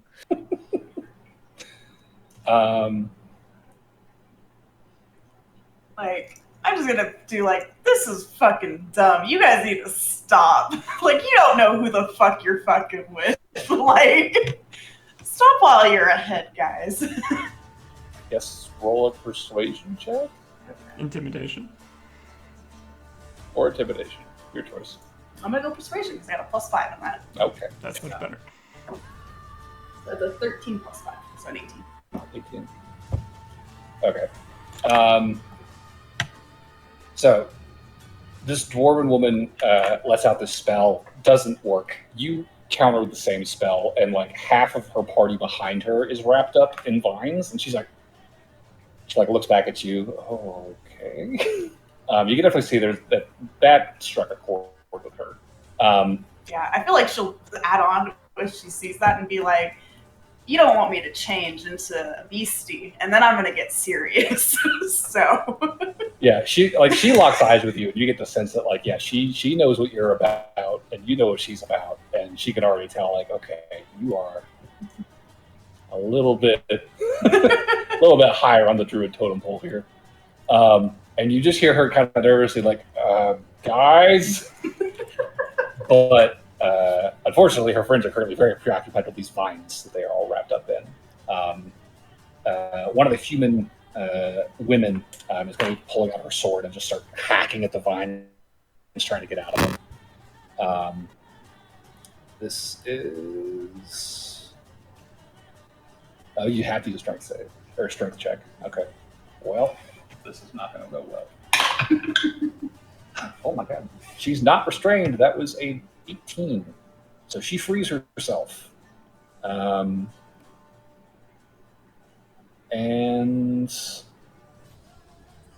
that is her action. But she is going to continue running forward to whatever, join the fracas. So she is going to be up with the dwarf and the prone guy under John's boot. The other two, who are not restrained, look like they are still intending to follow, however. So Burberry. Are you there? I would like to cast banishment on the girl who ran forward. Okay, the human girl or the dwarf girl? The human one. The dwarf one seems like she's about to see some sense. Okay. Yep. Awesome. So banishment is a Charisma charisma save. Okay. Does a 14 save against Burberry? Oh, barely. It's that beats it. Okay. So you throw this spell out. Sorry, real quick. Pete, does Noelle have the thing that's it does a minus roll with Bardic Inspo instead of a plus roll? Yeah, as a bonus action. Do you want to lower her roll? No, I can't. I have to do it on my turn. Oh, okay. It's like a preemptive It's thing. not a reaction. It's a. Okay, that's my bad. Sorry. I'm a little rusty on I could Bardic. technically cast Don't- Silvery Barbs. I was gonna say, don't you have a reaction that does that? You could. Do it. Yeah, sure, why not? They might be too intimidated by the time we get to my turn. Motherfucker. You reduced it by 1. It's a 13. Yay! There it is. So she feels the initial wave of the spell. She's like, "Ha! You!" And she just fucking vanishes. There's just like a wisp of smoke, and the dwarf is just like, "Guys, no!" You can have her back if you stop and talk to us first. We'll never surrender to you. He's still trying to push out from under John's boot. Dear God. Um, Banish him next. Noelle. He's about to get a shield into the back of his head. We'll have to flip him over first. I thought he was on the. He's on his back under your boot. Oh, well, he's about to get a shield to the face then. That's a little worse. But yeah, Noelle, it is your turn. Is there another dude here? So there's a guy under the boot. There is the dwarf woman. Okay. There is a dragonborn and an elf that are currently unrestrained and are sort of wading through the plants towards you guys. Both of them wearing, one of them's wearing robes. The elf is wearing robes, and excuse me. It's an elf and a human, another human. The human is wearing leathers and a cloak. They're wading through, and then the dragonborn and the last human are currently restrained and are being left behind in the vines. But they still look like they're fighting their way out. Like they're trying. So there's a human that's. Sorry, how many people are in the vines? There are 2 people left in the vines, and there are 2 people who are unrestrained that are walking out of them. Got it. Man, there's a lot of people here. 7 total. Okay, Noelle is going to use that ability. I can't remember. It's not cutting words. It's something similar to that. Oh, wait, sorry, quick question before you do that. For Silvery Barbs, who do you want to give the advantage to? Oh, I guess John, since he is in the melee man. Yeah. Just didn't want to forget that's a thing. Unsettling words. Okay. Noelle is. I'm going to turn to the human who is escaping the vines right now. Okay. And just say, "This is pathetic," and I'm going to cast Hideous Laughter on him. Okay. We're just gonna like trash talk them to death. I love it. Yes, So is that a wisdom save? -8. Christ. Okay. So that is a 13 minus 8. 5. He is walking out of the vines and then just and just fucking falls over, clutching his sides, laughing. And I'll just say, You just hear I'll just say, I'd recommend you stop this right now. And I'm just glancing over to all the people that are near John and Barnaby. Okay. You see the dwarf is already just like, guys, no, guys. Like, she's waving her hands. The elf, who is currently wading out of the briars, turns back to the guy on the ground. It's like, could you fucking get up? And she's like, trying to rouse him. I believe that takes an action. Something like that. We're trying very hard not to hurt or kill these people, and they're making it very difficult. Yeah, right. Save. Okay, well. Oh, it has to take damage. Yeah, okay, so she's shaking him. She's like, would you stop laughing? This is not a game. And she'll slap him across the face, and he'll take the 1 damage from a melee attack. And he's like, hey, how'd you do that? And he'll stand up and start trying to wade out of the grass towards you guys. Neither of them is getting very far this turn. Meanwhile, the 2 who are restrained have to make strength checks. That is a success. And, oh my god. Okay. 3 successes. Neato. Or 2 successes, excuse me. But they are unrestrained and now wading out and just kind of rushing forward to join their friend and help Owen, who's just putting forth the most Herculean effort to get out of this pen and failing. So, John, top of the order. What are you doing? Okay, John is going to do an intimidation towards the guy under his foot, and he's just going to like oracle roar right in his face, just be like, give up now or get another shield in the face. Simple yet effective.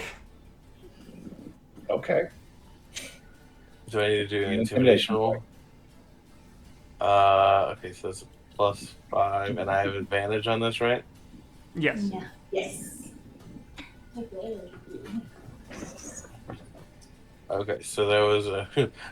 It's a good thing I got a second roll because the first one was an 8. Oof. Second one was an 18 plus 5, so 23. 23. Okay, so, I mean, it's just like spittle just flecking across his face. He's like, you guys have to stop what you're doing. You haven't told us what we did. Yeah, we don't actually know what are we doing? Whatever you're doing. We're not doing it. We're John walking in the just like- street. John just goes, oh, and shield bashes him in the face. Okay. Go ahead and give me an attack roll. For non-lethal damage, by the way, Yeah, that's fine. just in case. What would this be? Just a D20 straight? I'll say it's an improvised weapon, so it's a D4 plus your strength. Okay, so it's a D20 to hit and then a D4 plus strength? Yeah. Okay, so that would be... Do I have any bonuses to hit? Yeah, you use your usual bonus for strength rolls that you're proficient with. Oh, so that would be a 26 to hit? Yeah, you're hitting. And then a 6 damage. Okay, 6 damage. So you smack him in the face like, oh fuck, and he momentarily is like kind of trying to shield his face. He's not pushing anymore. He is going to very ineffectually try and swing his sword up at you from where he's lying on the ground. Do I still have my extra attack this turn or no? Yeah, I guess. Your intimidation was a free action. That'd be 19 to hit, Okay. and another 6 damage. Okay. So, 2 punches with the shield. He's trying now to just kind of swing the sword kind of wildly up at you, like around the shield, with disadvantage because he is prone and restrained. And yeah, he's failing that attack. And his second attack is probably also going to miss. Yeah. Okay, so nothing's happening. Barnaby, it is your turn. If you would like to use your reaction before your turn starts, because he is now fighting back. If you want to take that as your trigger, you're welcome to. Did I ever get my gloves, by the way? Have I gotten those yet? Leave, not yet. Okay. I'm gonna shoot a hole right next to his head in the ground. He's like, just stop squirming, bud. I don't miss twice. Except when I do, but that's aside from the point. I feel like it's like we could have killed you by now, man. Please stop. I'll say, give me another intimidation check with advantage. You are trying very hard not to hurt anybody. Where did you send that one? That is a 19. What? I'd like to think it's lead of cotton candy. That's a I'd like 19. to. 19? Yep. Okay, so gunshot goes off right next to his head, and he like freezes for a second. You can definitely see that struck a nerve. It's like, Oh, so that snapped you out of it, huh? the dwarf woman is definitely like, please don't shoot, don't shoot, don't shoot, don't shoot, don't shoot, guys, It's fine. stop, guys. She is now on damage control, full He's force. fine. He just needed some motivation there. Lauren, Have you noticed that we haven't used any lethal attacks yet? would you like to do anything on your turn? Oh yeah. She's gonna go past the dwarvish. She's gonna use all of her movement to like advance in front of like the other 5. Uh-huh. And she's gonna go, I'm about to get fucking serious. Fucking stop. And then she's going to turn into a giant constrictor snake. I think it's 4. Because 4. John has one with a heel, there's a dwarvish woman, and then there's the human in the other dimension, and he said it was a total of 7. Yeah. I don't know. I was just saying who the other people. Yeah, whoever's she's- left over there. Yeah. She's gonna try to intimidate the fuck I out of forgot them. one is in banishment right now. Yeah. One is One currently is in off. hell.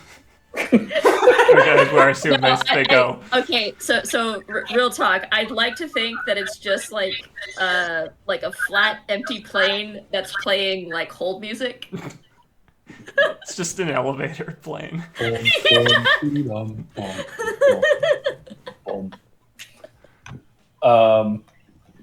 Yeah, I guess give me an intimidation check, Lauren.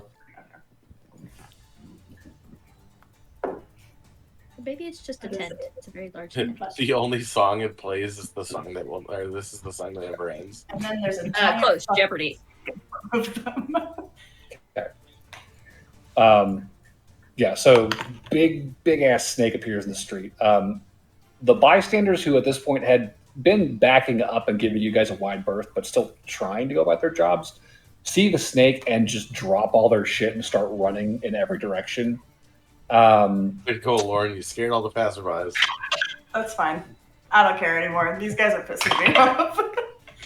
I just want them to fucking stop. Okay. Of the 4 people in front of you, the elf is the only one who does not turn around immediately and start running. Cool, then I'll constrict the elf. Bad choice, And- kid. Yep, bad choice. Sure. So you Oh yeah. so go ahead and roll the hit. It's also going to be non-lethal damage. Sure. I don't know if the...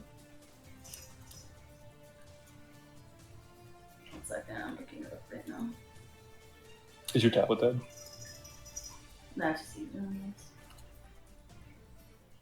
That's a +4 to hit. That is a 16. That will definitely hit. How much damage? Oh shit, that's right. Forgot, they pissed me off. D8 plus D8. 4 damage. 4 damage. And the elf is grappled, I believe. Yep, she is restrained and has to escape with a DC 14. Cool. So I think at that point, the remaining combatants at this point are Owen, the dwarf, the elf, and the banished woman, who is not present to see any of this. The elf is, you can tell they're clearly a mage of some kind, and they are not up to the task of breaking free of this snake. They're very feebly like, oh, no. And you just hear the dwarf shouting, like, everybody throw your weapons down, please, for the love of God. We give up. Stop. Owen's like, we never stop. Owen, shut up. Owen's got the spirit. Today we do, yes. And the dwarf is just, she's got her hands out. She's like, you're not going to kill him, right? We'd like to have a conversation, actually. Okay. We literally could have killed all of you at this point. We have been trying not to. Okay, yeah, we can talk. We don't talk with terrorists. Owen, shut up. And Terrorists? You see Snakehead whip around like, they have Kita. And she will take out her little druid sickle and set it on the ground. I'm Mirren. Hi, guys. Would you mind explaining why you attacked us out of nowhere in the middle of town? At which point, Owen keeps trying to chime in, like, don't tell them anything, Mirren. Don't tell. And Do you Mirren's want another shield to the face? Mirren's just going to talk over him, trying to ignore what he's doing. What you hear from Mirren, she says, we were hired to do a job. Okay, it's just a job. It's not a hit on my life. I swear to God, we're not trying to hurt, not hurt. You literally Sorry, just attacked us. real quick. I need to ask this before a minute passes. Sure. I hope you guys are ready to hear something really dumb. Is it possible to cast melt into stone on somebody on an unwilling target? That depends on what the spell says. It might be self instead of touch. No, it's touch. Oh, it is? Touch. It's touch, but there's no Step into like. a stone surface large enough to fill your entire body. You're casting it on the stone. You're not casting it on yourself. So technically, you could trap somebody in stone. Yeah, the I was thinking duration the of guy the that you're spell. stepping on, because to be able to leave the space, it has to be an unoccupied space. So basically, if you stand on top of him, you can't leave. I think that's why it says you touch or you step into a stone object. Yeah. large enough to contain your body. It doesn't matter. He's not getting out from under me. John is no, basically a stone object. Oh no! So the reason I was asking is because after a minute, my banishment's gonna wear off, and the human lady's gonna pop back into existence. So it'd be much better if we had him in a position that he couldn't be constantly going. Just have 'Cause John then cover she's his gonna- mouth. Just step on his head. Noel, could you just sleep him? I don't have that spell. Oh. I have this rag. Go ahead, put the rag in his mouth. I'll just... That's better. If you keep it up, I'll use one of my socks. Oh, you don't want that, buddy. So Mirren will continue, I think. Oh, Lauren's gonna slither up with her little hostage and plop up. And I'll just kind of wrap around everybody. Yep. So I have a question for you. Are you new to the area? And if you want, you can just keep a timer for the banishment, Plette, since this seems like it's about to be a conversation, and again, Yeah, after a minute, it wears off. I'll have it pop in a minute. All right. Mirren will say, "No, we've worked in and out of the area for a bit, but we just, Have you heard the rumors lately about the lost emeralds? Hmm?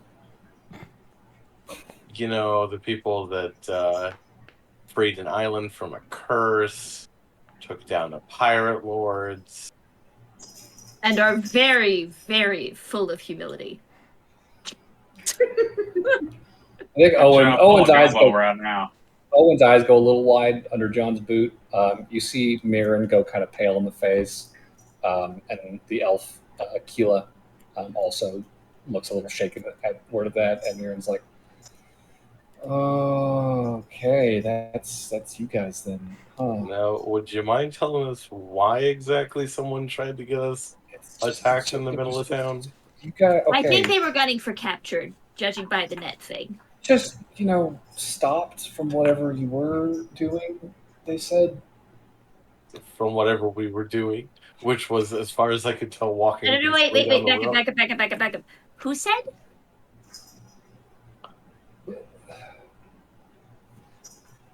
Well, it was our buddy Ed Nellis. He runs out as familiar, and he said he had some people that he was following that needed to be stopped from whatever they were doing today. Who? Lauren. Who's that gentleman who? Actually, I'll send to Lauren for this so she can keep her snake form. What did the gentleman who was locating you when you were a spider? What did he look like? It's like a greasy French guy. Greasy French guy. I will ask. Does he look like enter Lauren's description here? Ew, no. Thank God. He's an elf. No, he said he was hired by some people to watch some people, and then he told us that he needed those people stopped because they killed his familiar. Because you're if you're being stalked by a strange creature, what's your reaction gonna be? Look, it's not. We got told that there were some nobles that needed this done, right? I'm not. Nobles? We have no stake in this beyond the paycheck. I swear on my life, this is not. I turned to Noelle and I said, "You think it's her?" Of course it is. Take us to this friend of yours. We promise we won't harm anyone as long as no one harms us. Oh my God! I was like, go ahead and give me a persuasion check. As a bit of a show of good faith, Burberry, why don't you let that person out of hell? Hell? I can't send people to hell. If I could, I would. Trust me, but I can't. Look, it's an important distinction. I can't send people to hell. At that point, the woman reappears. Doing that. Like, I know. Fuck. And the woman just looks around at the giant snake and sort of. I'll hiss at her like. See, she's not on hell. She's not on fire. fire. We're done fighting. We're done fighting. This is my persuasion. Wait, who's making a persuasion check? Do I get a bonus to my persuasion now? I just make a straight roll. Just a straight roll. Yeah, for persuasion. I don't get the We should okay. Wait, who? Sorry, I'm it's confused. John making the persuasion then. He wants them to take you guys. Or That no, was what I Your said. leader? No, who Noel made the said demand? Who made the I demand? I said take us to friend. Okay, and I said Noel, we make won't a harm persuasion anyone check. as long as we're not in there, as long as we're not attacked. Yes. Okay, Noel, make it with advantage then. Okay. That's the same roll twice. 22. Okay, 22.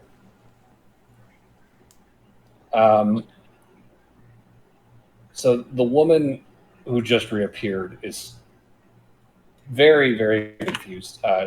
Mirren is just kind of like putting a hand on her arm. It's like, we're done. We're not doing this anymore. We're just put it away. It's okay, Mary. And Mary will very tentatively like sheath her weapon. We're looking at the giant snake and John and all this shit. Mirren's like, look, this was just supposed to be like a cool paycheck. Like this was not a personal thing. Just don't hurt Ed, please. He's a buddy. We're not trying to hurt anyone. I As think I we said, made as that long as pretty obvious. we're not attacked, we don't plan on hurting anybody. Ed's not much of a fighter, so I don't think he's really going to be fighting much. Yeah. I will release my foot off of the mouthy guy. Get off of me! Owen will push his way up. Can't believe we're surrendering. It's sad. Big evil gang's never going to live this down. If you'd What? prefer, I can continue. He like takes a big step back behind Mirren away from John. It's no big guy. If you hadn't gotten that cheap shot on me, I could have taken you. You hear a snake snort. Whatever the fuck that sounds like. Like jumps like I forgot you were there. So you guys following Mirren, presumably? I think Lauren will give her little hostage like one last little squeeze Ow! and then let him go. It's like, Keen, are you okay? It's like, fuck this. And she just turns into this small little triton.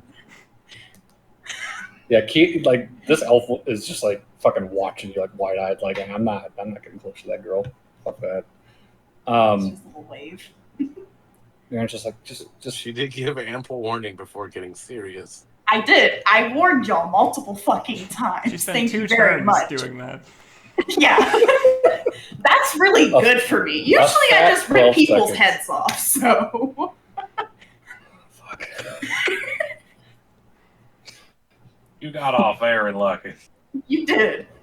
Oh, it's just Lauren, Oh, and I remember the time you swear to bit God. that guy's head off? Oh yeah, I ripped him off in the middle of this, like over there. She like points over to where. right over there. Right off. What is Owen again? Owen is human. Okay. He seems young and very, very jocular. Mirren and Mary look a little older. Kina, God knows, she's an elf. She could be however old. But yeah, Mirren will begin leading you guys through town. I think the workers at the dock just kind of, again, they've given you this wide berth, having retreated from the giant snake, just watch like wide-eyed as your little troop marches off up the street as Mirren begins leading you deeper into Freeport. So here, I think we will take our break. It is almost 9:30. So Sounds good to me. be back in 10. Okie dokie. Why not? Switching to break.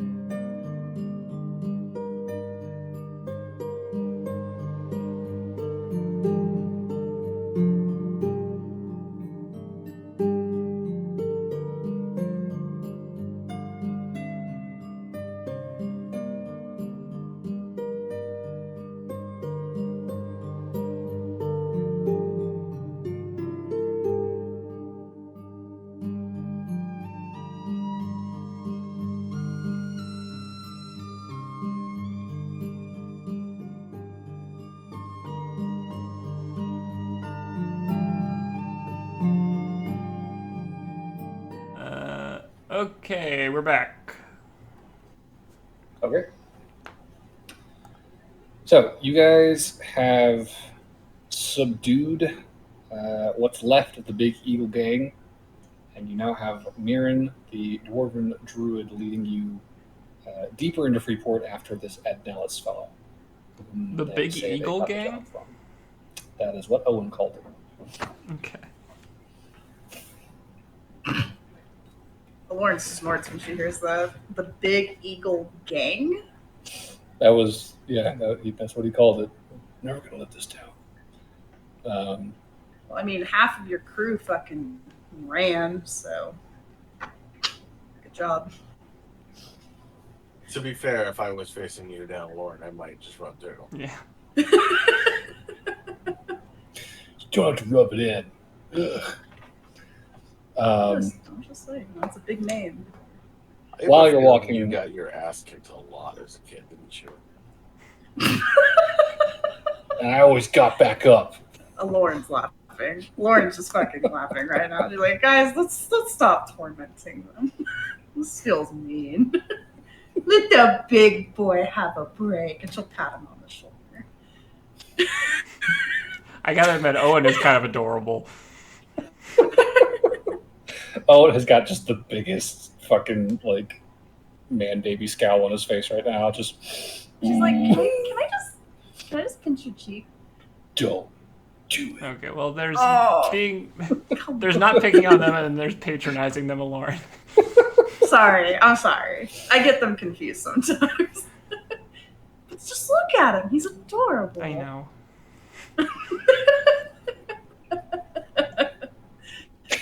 We feel bad for beating him up. Just leave them be, ladies. Keela and Mirren are fucking terrified of you, by the way. They are as far from you as they could possibly be without pissing off the group. I feel be like, come on, I don't fight. Unless I tell you. No, Guys, we're not fighting anymore. You don't have to be afraid of us.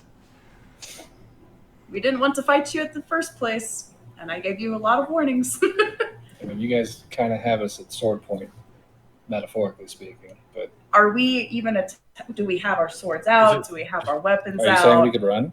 What? We could run? You could After try. you take us to this guy. That's my point, right? So, yeah, do it, Dallas. Yay. Ugh. So, they will lead you away from the Iron Wharf, pretty much due north up Market Street until you guys are pretty much like right outside the Temple of Viridia, and then they will hang east into the Hob Hill, Little Sarah Shore sort of neighborhoods.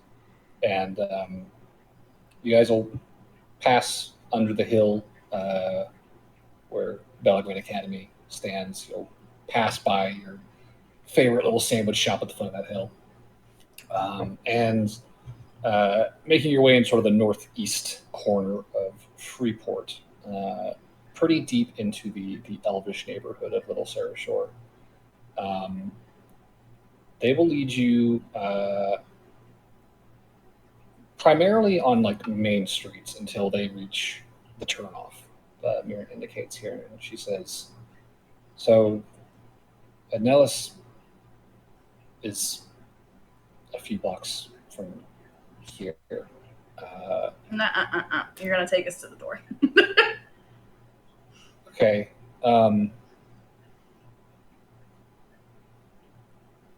Okay. This way, then." I'm sorry. You just jumped us in the street, and you're gonna think we're gonna trust you not to just tell us. Look, we had a job was to stop you from whatever you were doing. Oh, sorry, you it did was- such a good job stopping us in the street. Oh, god damn it, guys! I just need to stop talking. I'm being really patronizing right now. Okay. All Just a all bit. kidding and picking aside, just next time use something called reconnaissance first. Honest to God. I mean, you're a druid, right? Turn into a spider. Spy on us. Well, the recon was the bird, and then the bird died. Yeah, So. let me tell you, that didn't work great. I'm telling you, spider. Spider works great. I'll be sure to tell him. Incidentally, you all have just kind of stumbled upon something a lot bigger than yourselves. We wouldn't care this much if it wasn't important. I don't honestly know that I want to know at this point. I kind of just want to be done with this whole interaction. Soon enough. And if we ever see the others, I think we really need to sit down and have a talk about the direction the Big Eel Gang is going. Yeah, like, Lauren will shut her mouth. She's like, nope. Owen's like, what is that supposed to mean? It's like, oh, not now. So they'll lead you up the street and around a corner into sort of it's one of those like kind of narrow, almost like Japanese like alley streets that is like it's just like lined with little shops and like outdoor cafes. They're like kind of street facing like bar windows and the stools and everything. And there's a decent amount of foot traffic walking through here, and you guys have a pretty big group. So you're kind of having to like kind of compress to kind of fit through here as a unit. But Mirren will point out up ahead as you guys are approaching. She says, that cafe up there. And she points out what is it?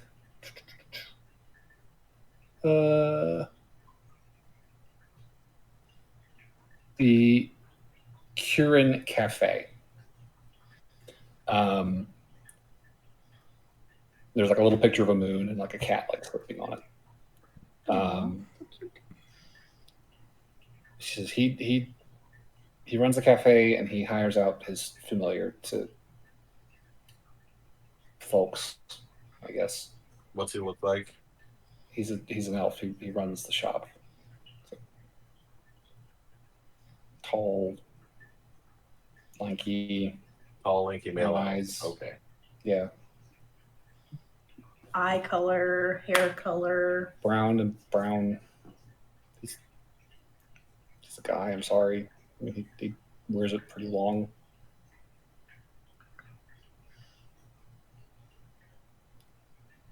Are we good to go? Like, are y'all satisfied? Lauren, confirm he's in there first. Will do. Should I do sneaky or Just go walk in? in. Okay. Lauren will just walk into the establishment. Okay. So you walk up away from the party and up towards the cafe.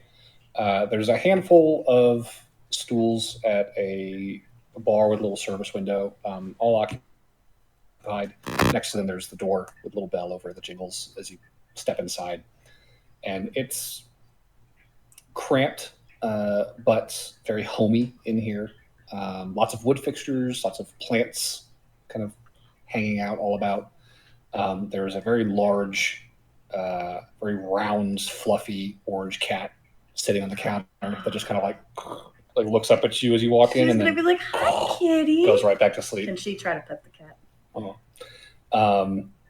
And as you pet the cat, you hear the sound of glass breaking, and the cat immediately like whips up its head and looks around. And following its gaze, you can see standing over by a patron's table with a broken glass of something at his feet. There is a tall, lanky, brown-haired, brown-eyed elf man in an apron, staring at you like he's seen a ghost. I'll take out my sending stone to Noelle and be like, "Yep, he's in here." And then you just see scrambling. She's as this gonna man fucking run after this man. begins tripping over himself trying to get away from you. Oh yeah, no, she's gonna fucking right at him. Just Okay. tackle him to the ground if she can. So I'll say you give me some initiative. How far away from this are we? How far away would you guys have wanted to be while she scouted ahead? Across the street? Yeah. It's not really like an across the street. Like this is like a fucking tight little alleyway situation. 20 feet, 50 feet. I rolled an 18. 18.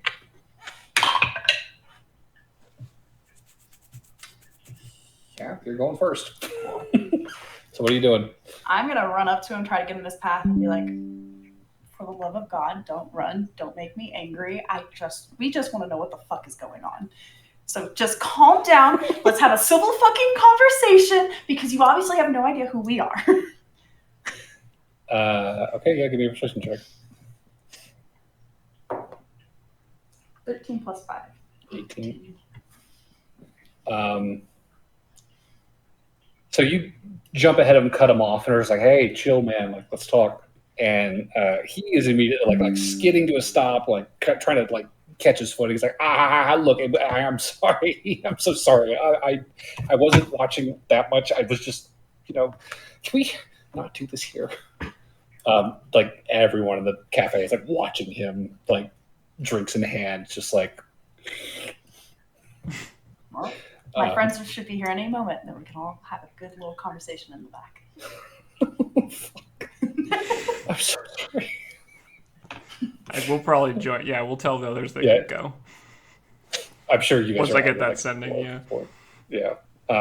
Like a few seconds later, you guys are already at the door, and he it's like looking back at you. Like the cat follows his gaze to look at y'all, and as y'all kind of all file in, and nobody else in the cafe is really getting up to move. They're all just kind of watching this happen. There's a little bit of like excited kind of whispering between a couple of like girls up near the front window. But otherwise, it's pretty quiet in here. You are at Alice, I take it. Hi. Hi. Let's talk. So nice to meet you. I assume you have a private room we can talk in. Sure. You have to say it like that, John. He's gonna think we're gonna kill him. You're not? No, we just want to talk and figure out what's happening because you've been stalking us with a seagull for like days now. So I'd like to know why you're following us. We'd love to not have this conversation in front of a bunch of people. Yeah, like those two elvish girls at the front of the cafe are like, "Oh my god, he's fucking stalking people." Reputation ruined. It's like, okay, yeah, no, let's back in the back. And do y'all follow him, or does somebody take the lead? Like, how does that? Oh, I'll stay in front of him. Sure. Yeah. Okay. Yeah, he's definitely okay. John's not gonna follow. Actually, John's gonna just take a seat in the in the front area, just to kind of watch the door. Okay. As we go in to the back, we're going into the back room. You said. Yeah, there's like a curtain over the doorway into the back room. As we walk by the counter, I'm gonna grab one of the scones. And just have a little snack. Okay. Well, I'll be like, grab me one too. Okay, they're blueberry. Yummy. She'll like give him like a silver dollar for him. Sure. She's like, there you go. So John like sits down in the cafe, and the two elvish girls, after like some more excited whispering, like lean over, like, "So who is he stalking? Was it you guys?" They are very into the goss, and will probably just be bothering John for the most of this interrogation. So in the back room, it's a bakery / coffee shop. There's a coffee press. There's some fucking bags of flour strewn all that. It's kind of what you expect to see. Very small, very cozy little bakery shop. And Nellis just kind of walks in and looks around and says, "Okay, well, make yourselves comfortable, I guess." Okay, this doesn't have to take long. I assume you're not going to know much at all. Who reached out to you about this job?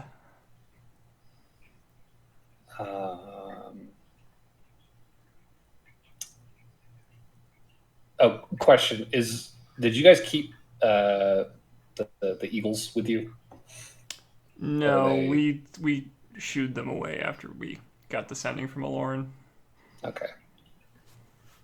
So they're not in the room. Yeah, Nellis is just kind of like,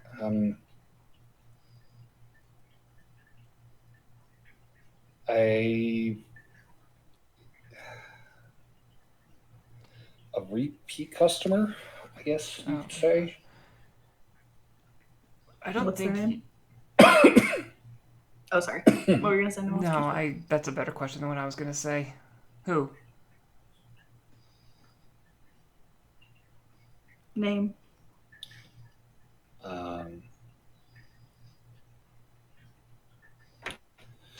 Cool. This is the fun part, right? Look, I really don't want like fingers broken or anything, so like we can skip that part if at all possible, please. But like I'm not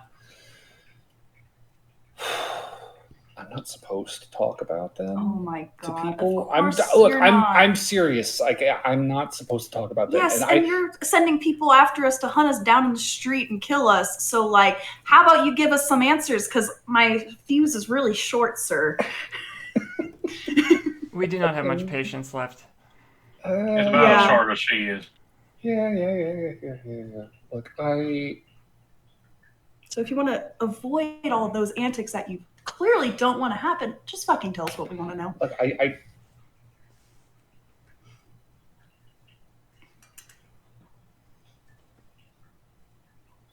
and his mind is very clearly raised. Like he's fucking sweating. He's pale. Does kinda it shaking start little with bit. a C, the last name?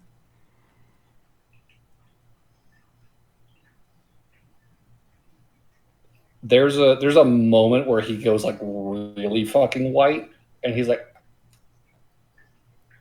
"Wait, you right? The court bench thing. They said it was for them. They said they needed this done, and that this would be good money if we kept it. Um, I'm trying to find an answer that is satisfying for you guys and also doesn't get me in way worse trouble with these guys afterwards, right? So, um,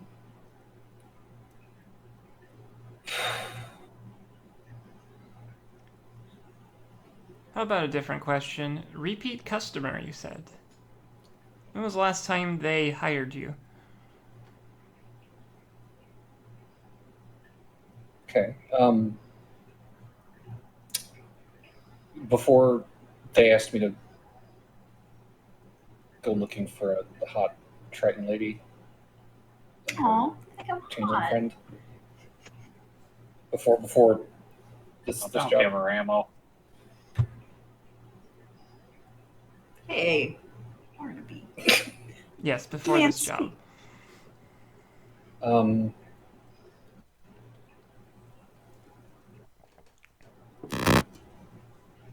they wanted me to keep an eye on the hill for some foreign-looking hobgoblin types. Didn't say why. Didn't say any more than just tell us if you see them. Tell us what they're doing. So that's what I did. That was it was a few weeks ago, and that's what I was doing until this new one came up. When you met with this person, did you meet in person? Yeah. They generally come by to give instructions. Multiple people or just one? There's one person with instructions, and they have friends, but they don't say anything. How many then? 3 or 4.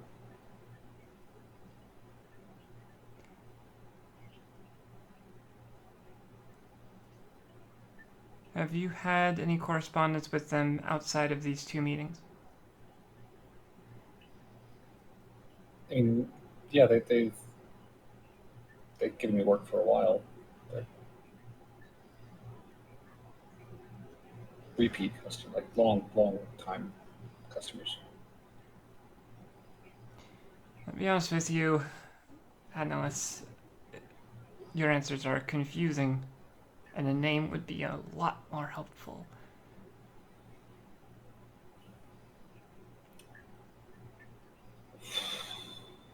Names are kind of tricky here.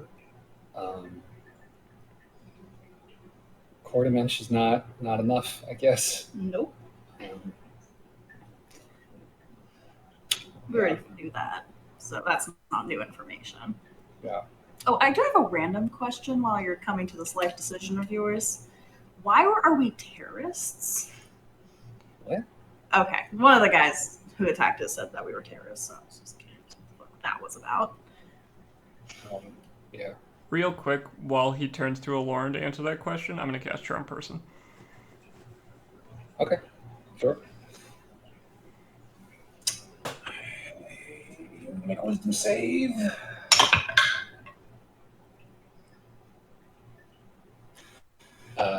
That was an 18. Silvery barbs.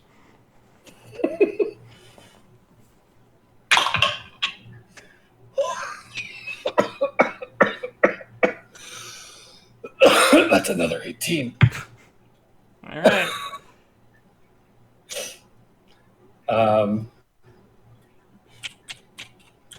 Charm person. That's a save. All right, that doesn't work on elves. I forgot about that. Oh, they can't be charmed too. That's right.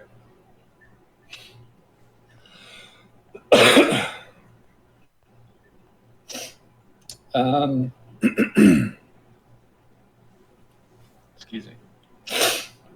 So, casting this, feeling it doesn't take hold. Excuse me. God damn. And Nellis, I think, is probably a little preoccupied and probably won't necessarily cue the fact that magic was just cast on him, considering it did not really take hold. Forgot about elves. Genuinely, he literally just rolled 2 18s in a row. And Yeah. I'm just kind of shook. I forgot about the Either charm way, thing. yeah, it works either way. Yeah, he just is like, I'm really not.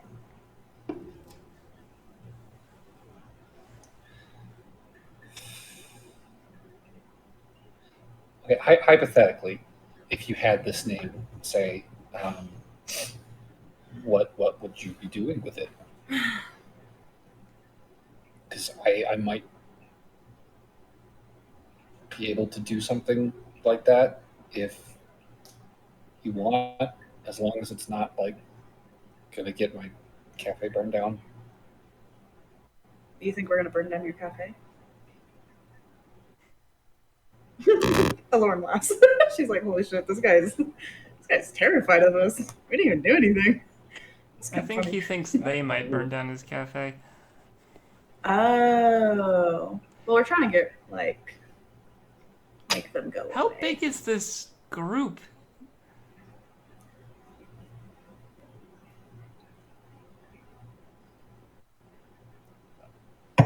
Not saying that there's a group, just You literally told us there was like 5 of them. Well, that's who he's meeting with, but this sounds like he is intimidated to a level where there's quite a bit of force behind whoever he's talking to. okay. So in light of that, you could maybe understand me not wanting to cross this hypothetical group.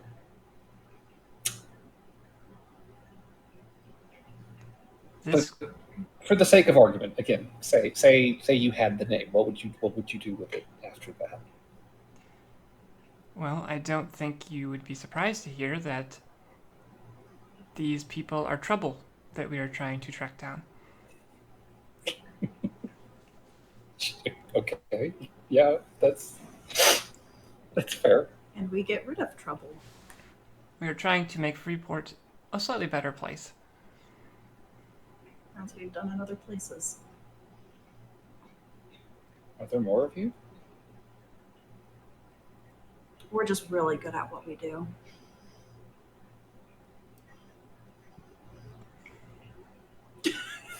Oh my god, you guys are talking such a big game. He looks low-key That's fine. shook by the balls of that statement. He says, okay, so you would try to get rid of them.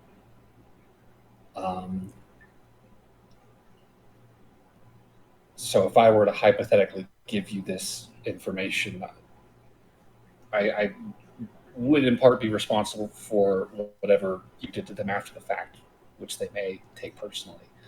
Right. So That's only if they ever had the ability to react. I don't if think they survive. I don't think this is.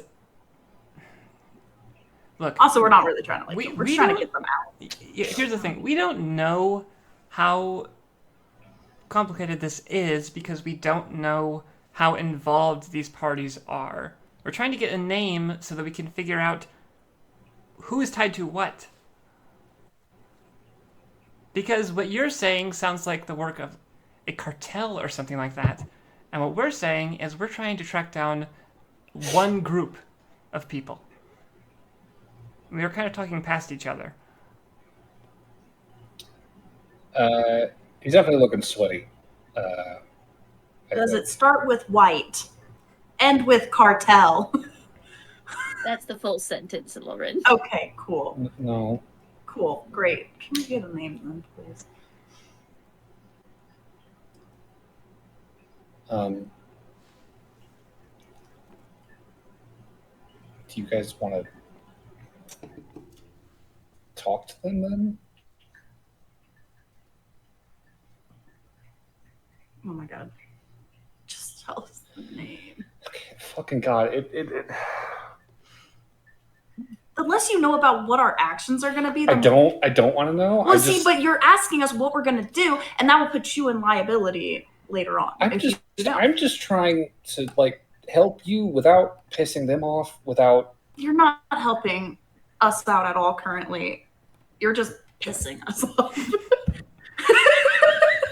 Well, pissing one of us off. I'm quite amused.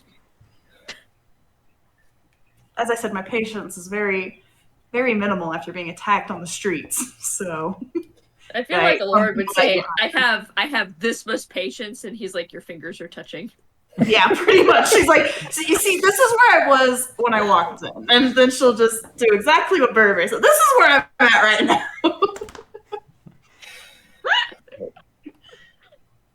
I'm not the most patient person. So, if we could get a move on, and I'm sure you would like to get back to your business and running your fine establishment. These scones are amazing, by the way. They're really good. thanks.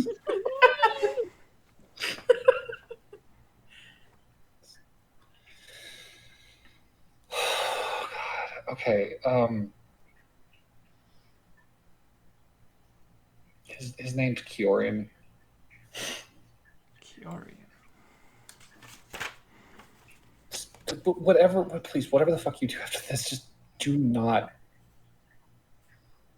tell them that you heard it from me. I mean, I didn't write your name down, so I'm certainly going to forget it.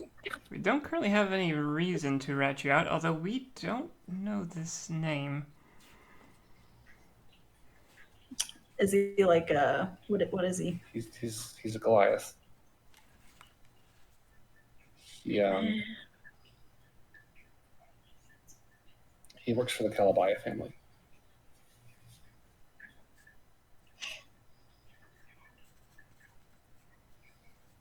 You can definitely see he's like ghostly pale at this point and just like shaking.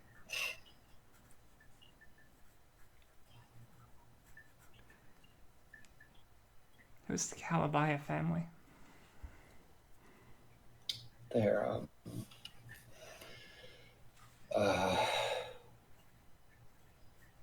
a family you really, really don't want to cross.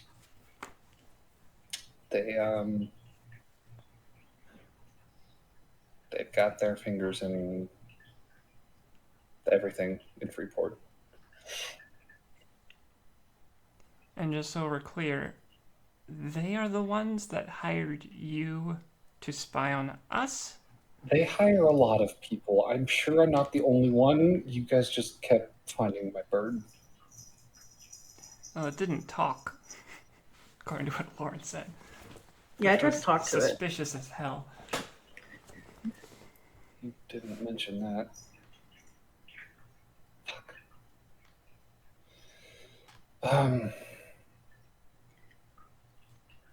Sorry again for that. It was just, hey, Wait, were they hunting down? Would they ask for me specifically? they said there is a hot Triton and a changeling girl, Okay. and to keep an eye out for any people like that, and to keep us posted on what they're doing. And if you see them start making any moves, send some friends to go take care of it. Go stop them.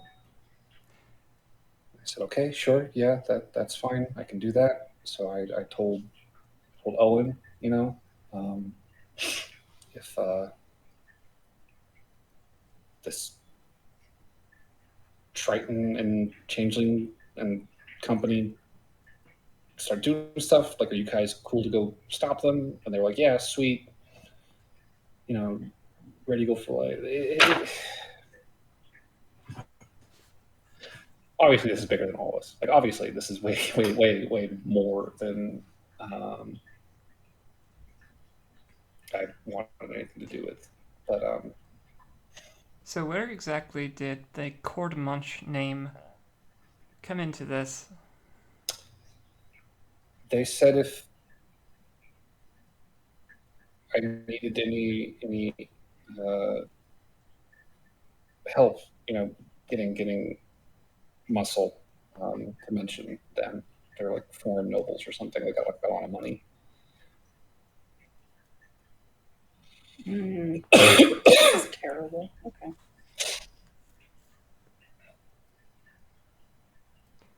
Okay, wait. So out of character to clarify this, the Calabaya family hired this guy to watch me and Lauren, and then this guy hired the Big Eagle gang Yep.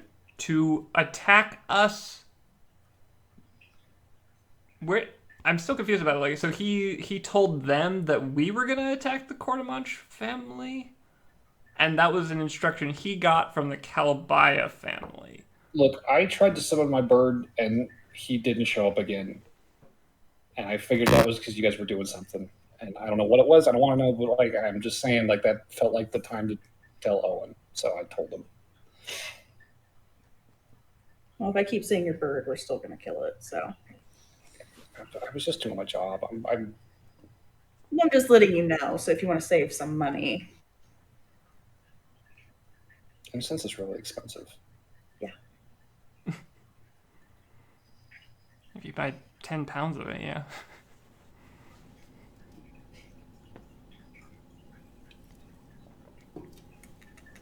okay. So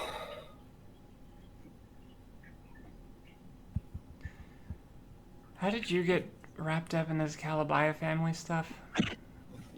Years and years ago, you said? yeah, I mean, they do stuff kind of all over town.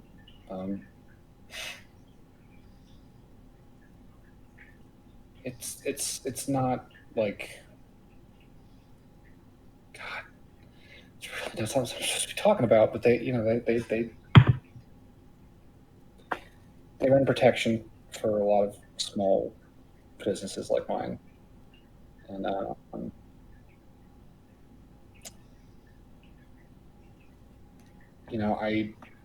I know a lot of people hire out familiars to run messages or watch houses when people are out of town, that kind of thing. So I figured hey, maybe I don't have to pay so much if I you know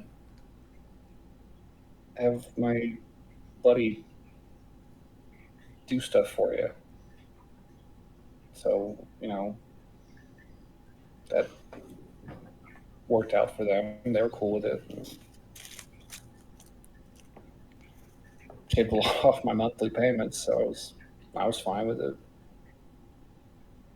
Okay, look, we're not trying to implicate you in anything, but you knew stuff we needed to know, and we don't have any intention of actively ratting you out.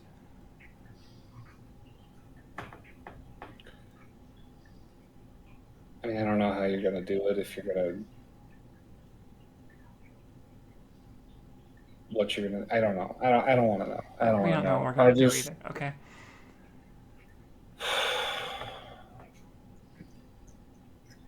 I'm gonna lose my cafe.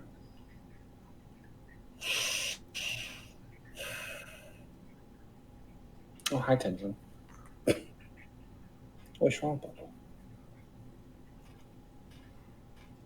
I think he got genuinely concerned there for a second. He was like, what's wrong? There you go, Papa. Lie down. Okay. I'm trying to think if there's any other angles we need to ask questions from here, but I'm drawing a blank. I can't imagine you'd be someone who would know where we could find more information about the Calabai family. Right? I mean,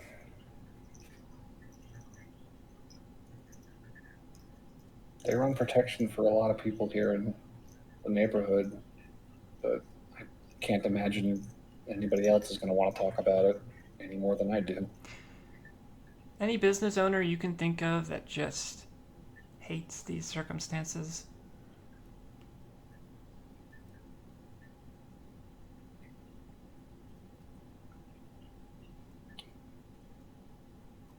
Um, mm, you got Grimaces. He's not a business owner, but he's probably the most outspoken person I've ever heard grousing about them. Okay. But I think it's because him and his family are trying to start their own little thing against the Calabais. So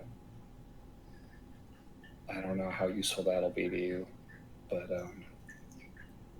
there's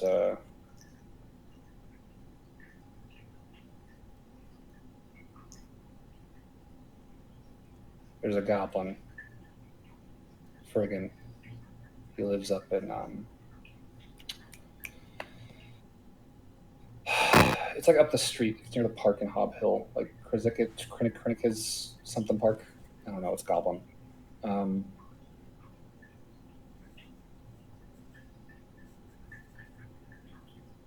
you could try asking after him, maybe.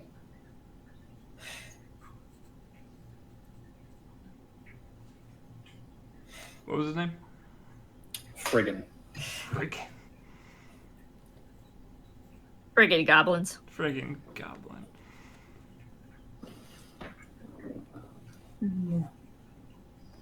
It's friggin' the goblin.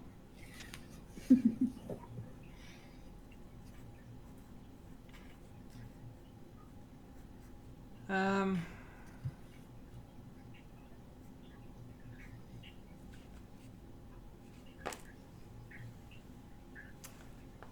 Okay. I don't think I have any other questions then.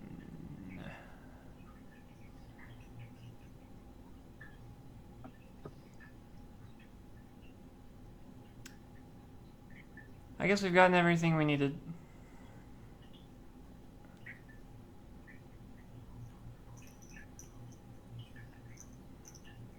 Cool.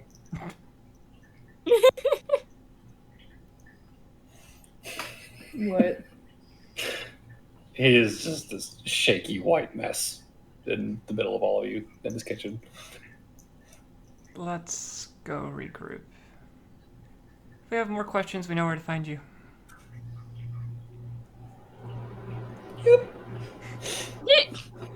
I'll Also, how much are the scones? Oh, I already gave him a silver. I think she wants more.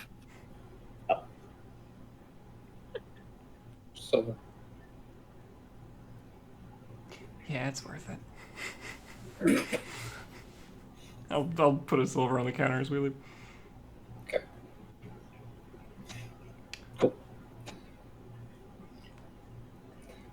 So regrouping outside. We will catch John up to speed. Okay. So the assumption I'm working under here is that Amelia has ties to the Calabaya family then? Yes, it is sounds that- like they're. Yeah. Oh yeah, it sounds like they're working together, and then the Calabaya family wants Amelia to come in and make a profit here because they're obviously working together. But he gave us information about a guy that wants to take down the Camellia family because it sounds like the Camellia family is a scourge on Freeport, from what that guy says. Because that sounds like almost like a gang what they're doing there. Right. Yep. So, Protection racket. yep. This is odd, but would it be worth talking to some level of like authority figure about this family? They must be on someone's radar. We always go to the people that were investigating us when we killed Willem. Yeah, the CDI. We also know the sheriff, Yeah. although he might be busy with the whole riots and stuff. Yeah. I mean, if they're problematic enough, the Green Wardens might know a bit about them. That's true. think DM CDI. What did CDI stand for? Central Division of Investigation. And is this something that sounds in their wheelhouse, or are they more like a broad investigation? Oh Jesus. From your brief interaction with them, you would know the CDI is. They're not technically like an East Alliance governing body. They are they're based out of Inigard, and they operate throughout Lythor. Okay. But if this is organized crime, this does probably sound like something they would be interested in, considering they did try to get you guys to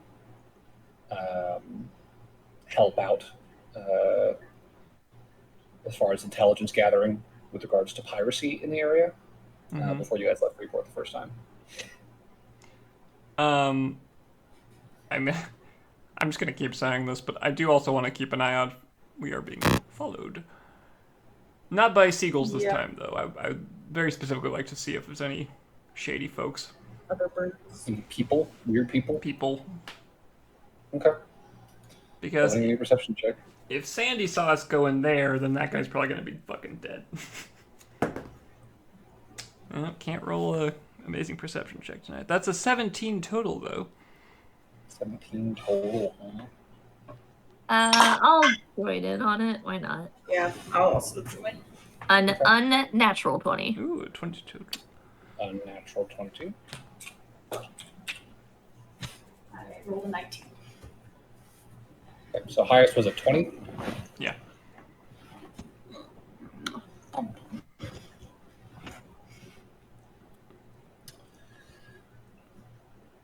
It's just a Lauren and freaking Burberry's playing I Spy. Yeah, right. I spy a strange-looking man in that alley.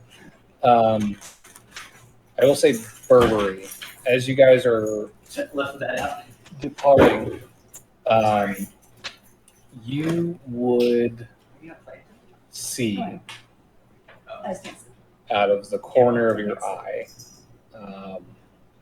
And when you turn back to look, they're not there anymore. But you do see that there is a figure kind of skulking in an alleyway that looks like they were watching the party.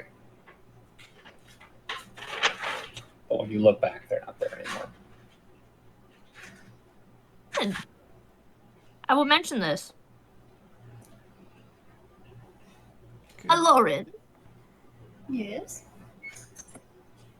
So I know you have a lot of experience being big, bad, and scary, but how would you feel about taking your nose for a spin? I can do that. What an You odd want me to turn sentence. into a doggo? Yeah, there was someone standing about here. Like, You walk back to the alley. yeah. Okay. Well, what's funny is I think the bear actually has keen smell. I mean, I'm sure it does, but it's much less likely to cause an uproar. Okay, here we go. I can turn into a mastiff. That Okay. works. Lauren turns into Doggo. So Oh you my have- goodness, that is adorable. She'll bark at Barnaby. Woof, woof. What kind of dog? It's a mastiff. Okay, what kind of dog do you want to be? That's just the dog stat block. I'll be the cutest dog I can be. That's kind of big. Like A poodle? no, A large poodle. no. Border collies are cute. Maybe a golden retriever. That is Ooh, or cute. blue healers are also adorable. Or just a happy. Just a big, happy golden retriever. Yeah, big Okay. happy golden Okay. retriever. Can I pet you, Lauren, or would that be weird? We have a job to do, guys. Let's focus. She just nods her head. You can pet her. Barnaby's gonna give her all the pets. Okay. So go ahead and give me, I guess, a perception check with advantage if you're trying Do I to give scent trap the the cute guy. puppy bardic inspiration with pets? I guess. Do you just like write a poem about how she feels? You're going to find this bad guy. Is that a +8 to it? Plus a d8 to the roll. +8. Oh, first roll's an 18. Second roll is a 9. So we're on an 18, and we're gonna use that bardic inspiration. And that's going to be plus Lauren's 9. Yeah. It's an 18 plus 9 plus 7. 18 plus 16 is 34. It's a god roll. Take me to God, the thing. that might actually be the highest roll ever in this campaign. It's up there. 18 plus 9 plus 7. All right, so Lauren, you get the scent very quickly. It's a very pungent, kind of musky cologne being worn by this figure, He was and nervous. you follow it very quickly down the alley, out into the next street over, and begin heading north. And as you guys are going, I think Burberry, you will pretty shortly see in the distance through the crowd, kind of pushing their way northward on the opposite side of the street from you, probably like 200 feet away at this point. There is a coated, behatted figure, not unlike the silhouette that you saw in the alleyway. That is just head down, just kind of pushing their way through the crowd. They're probably like 6 foot and some change, and probably male, judging by like the shoulders. But beyond that, you can't really make out what's under the hat and coat. We're going to pursue. Oh, yeah. All right, are we sneaking or are we just chasing? I will try to move. I don't know if we can collectively sneak very well, Yeah. but we will try to move faster than they're moving until they spot us, basically. That's a 22 on sneaks. What would it be for? Would it be my dex or would it be my? It would be the dog's decks. I don't even think you need to sneak, Lauren. You're a dog. Oh, that's true. But I'll just try to be a sneaky dog. Or is John trying to sneak? 13. All right. Burberry's trying to be inconspicuous. Lauren is a dog. What does It's everyone pretty else do? easy. I feel like Burberry being inconspicuous is him just ducking a lot. I'm just thinking about like Barnaby and John trying to be inconspicuous. It's not gonna be easy. It's like they're in a swimming pool full of people. It's just like they're just like fucking Or maybe- head and shoulders above everyone else. Maybe Well, John also and Barberry go to like the other side of the street. I was gonna say also Barnaby's in like full plate armor, isn't he?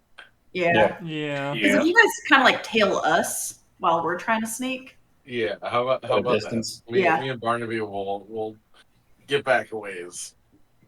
All right. Well, what are you doing? I'm actually gonna stick with John and Barnaby. Okay. Well, I mean, they're keeping pace though, right? Or they stopped. They're just walking. Okay, I'm gonna try and do my best to keep pace Okay. alongside them.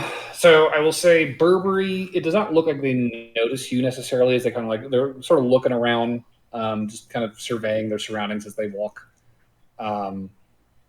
But before long, they kind of glance over their shoulders and immediately catch sight of the two giants walking down the street in the same direction.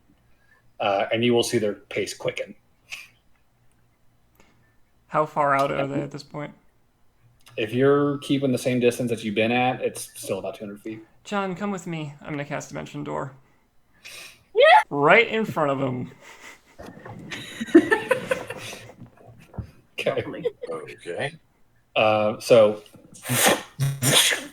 you vanish and then reappear instantly in front of this man. And you hear this, oh, fuck. And Do we get a surprise round from this? I'll say roll initiative with advantage. How's that? Because Okay. he saw you guys. He knew y'all were fucking coming. That's true. Not exactly when.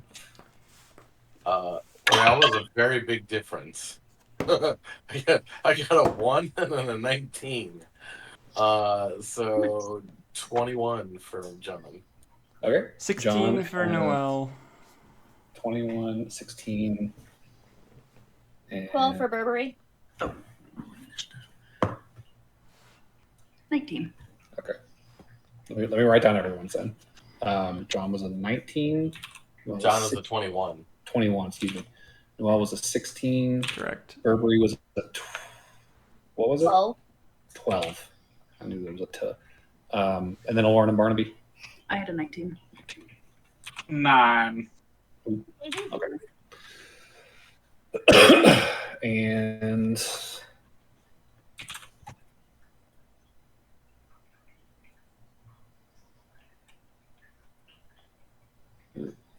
shit. Is it just the one guy? It's just one guy, yeah. I have to roll for him. Oh shit. Cool. Okay. So top of the order, Lauren, you are 200 feet away. What are you doing as a dog? Guess I'm dashing, running, so I'll be 80 feet. 80 feet. All right. Wait, didn't John get? Sorry, maybe I misheard. What was the Lawrence roll? What the fuck? I had a 19. Why is it Like, John got a 21. not order? Okay. Yeah, John should be at the top. I don't know why I put a Lauren at the top. Oh, okay. Sorry. Okay, John, what are you doing? Lauren is running. I What are want you to put doing? him in a full Nelson. Okay, so grapple. Yes, specifically a full Nelson. Sure. Go ahead and give me an athletics check. Change Okay. This is That would be a non-natural 20. okay. And he needs to make a.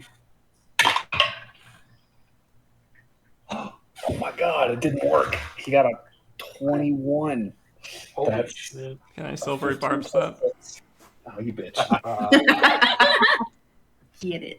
Burberry Barbs is the best. All right, he's grappled. All right. What are you doing with your second attack, John? I'm going to bite his ear. You can You're gonna hurt bite this him? one. I mean, this is a full-grown adult. Are The we other- trying to capture him or are we trying to hurt him? I'm confused. Well, you did capture him. I know. That's why I'm like, do I need to attack additionally? But you don't necessarily have to. My goal here is just not let him get away. I will clamp down on his ear and not let go. I will Okay. grapple his ear with my teeth. Okay, roll the hit if you're gonna bite him. I'm not like trying to do damage or anything. I just It's want to a- do something else. Like It's a bite. If you're not trying to do damage, then that gets real sensual real fast. It's Oh, a the boys right 19 to now? hit. Is That's a this dateline? 19 to hit. What was John? 19 to hit. 19 will hit. Okay. I clamped So- down on his ear with my teeth. Okay, you will deal a whopping 1 plus strength. That's 5 damage. You son of a bitch. Lauren is running. Noelle, it is your turn in the initiative. What are you doing? I'm going to cast a. Yeah, let's just do a repeat here. I'm gonna do unsettling words, and then hideous laughter. For that one. Okay. What the fuck?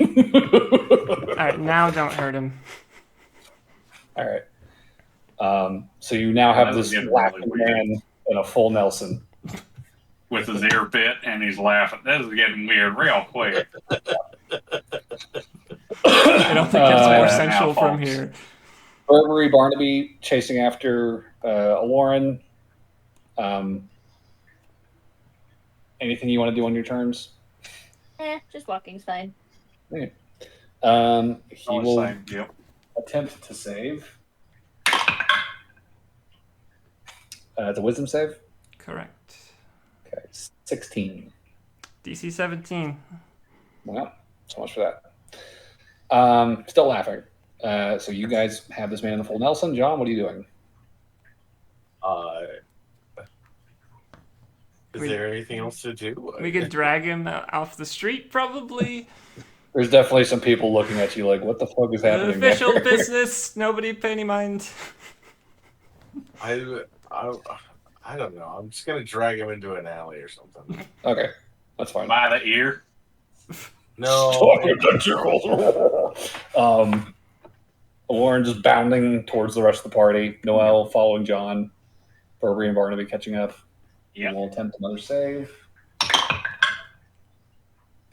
17 meets it, beats it. Get off of me. Silvery bar? No. Do you mean the laughter? what's he or saving the against? grapple check? That would be hideous laughter. Oh, He can't gotcha. do anything else. I was gonna say 17. I haven't even rolled it yet. So, end of his turn, he is no longer laughing. So, John, you have him grappled, but he is no longer guffawing. Would it be possible to gag him? You can try. I will try. I'll take that rag I used earlier. Sweat with another man's It's- spit. You don't want to know where this has been. What do I have to roll? Well, top of the order is John. Does John want to do anything before you take your move? I'm just dragging him into an alley. I don't Deeper into the alley. Okay. Lauren will catch up to you this round, and Noelle, you're going to try the gag. So Yep. go ahead and give me, I say, a grapple check. Okie dokie. He is just like arms flailing, trying to push you off of him and keep you out from doing anything to him. Natural 1. I have him like Goku had Raditz. He rolled a 19 plus 6, so he is fighting you very, very hard and like kicks you off. Ow, he bit my finger. Get off of me. Burberry and Barnaby still in the street at this point. And this guy, I think at this point, now that he can actually act, is going to flick out a knife out of his sleeve and just try and stab you, John. Wait, isn't he Good luck. He can attack. He can Oh, attack. He yeah. just He just can't can't move. go anywhere. got it? All right. Does a 22 hit you, John? Holy crap. Okay. Yes. All right. I need you to make a Constitution saving throw for me. Constitution saving. It's a 23. disintegrate knife. What? That's a 23. fucking weapon. 23. Yep. Okay. So you'll take. Jesus. You will take 4 piercing damage. And There's the rogue. There's the rogue. 19, 23, half, because you succeeded, so 11 poison damage. The wound immediately begins to like bubble and sting in your leg where he stabbed you. And he is going to use his second attack to try and break the grapple. That's a failure. Yeah, that's a failure. Yeah, he rolled a big fat fucking 8. So can't you not actually use second attack to break a grapple because it's not an attack? Oh, yeah, that's a good point, actually. Well, then that's a Well, the missed narrative second swing. is maintained. He's just swinging wildly. And Is can't it do John's All right. turn again? It is John's turn again. John's going to rage, and then he's going to bash this guy against the wall several times, face first. Okay. Go ahead and roll to hit. That would be a 22 to hit. That hits. And I rolled the exact same thing again, so 22 to hit Okay. again. So 2d4 plus your strength and rage twice. Or Okay, 1d4 plus so that twice. a total of 44. No, total 2d4, and then you'll add your strength and your rage damage twice. Okay. So that is strength and rage, so that's plus 6 for both times, so that's 12. So 17 damage. Good Not damage. lethal. Sure. Just in case. Just mashing his face. You'll definitely see like a tooth like clatter down to the ground. Lauren, you are in the alleyway at this point. You can see John is manhandling this dude, full Nelson, just smashing his head into a brick wall. And he has a knife in his hand. What are you doing?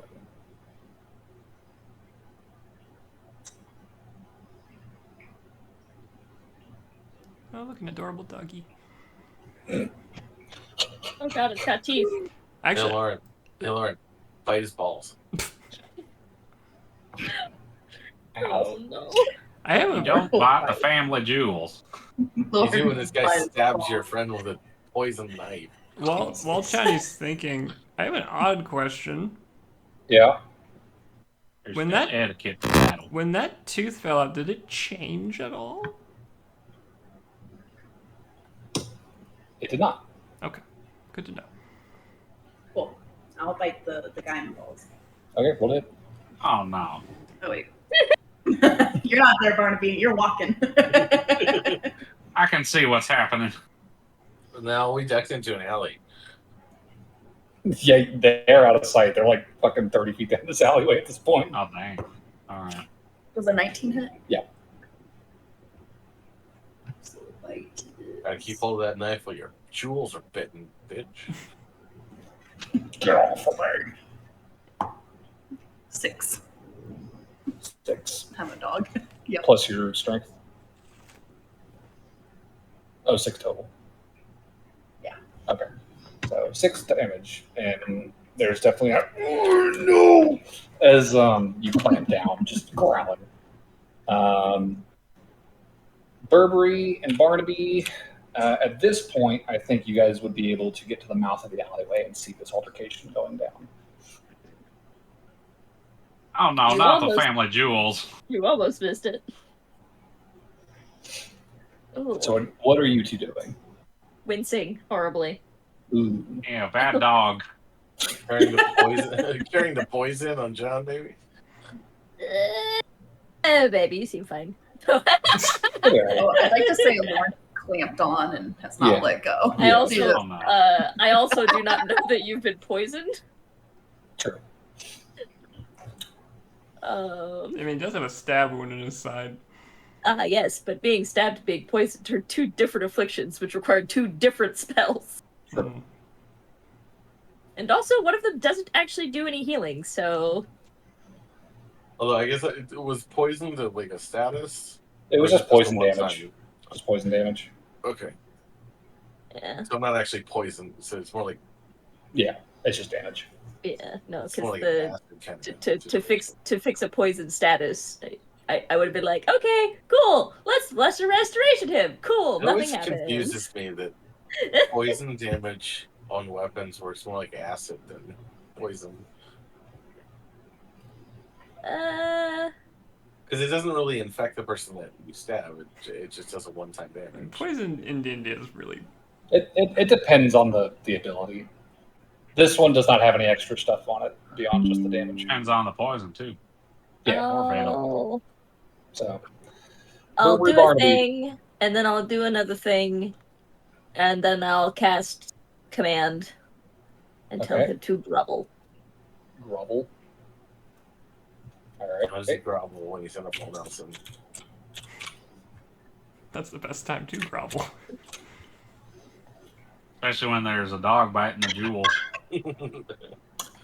That was a 19 That plus passes. stuff. Cool. All right. He is far too preoccupied with the dog on his dick to care about. Can't grovel Oh, no. right now. That's I the can't best- grovel, there's a that is head in the way. That is the best way to say that, boy. Look, it is what it is. Barnaby, what are you doing? I'm just gonna walk up to him and point my gun in his face. Just stop struggling for a moment. Get off of her. I'm just pointing the gun at his head. Okay. Are you going to ready an attack, or is this just like an? I will intimidation ready thing? an attack. If he keeps wiggling, I'll shoot. Don't shoot him in the face, shoot him in the hand. I'll shoot him in the ear. The other ear. The one that was sensually bitten, or...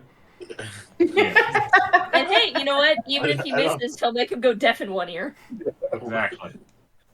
You're going to make John go deaf in one ear, too. Yeah, I know. That'll be fine. I can fix that, that's fine. I can fix Devin. This man does not stop wriggling. Funny enough, he will continue squirming. He is going to use his action to try and break the grapple. Okay. Good luck.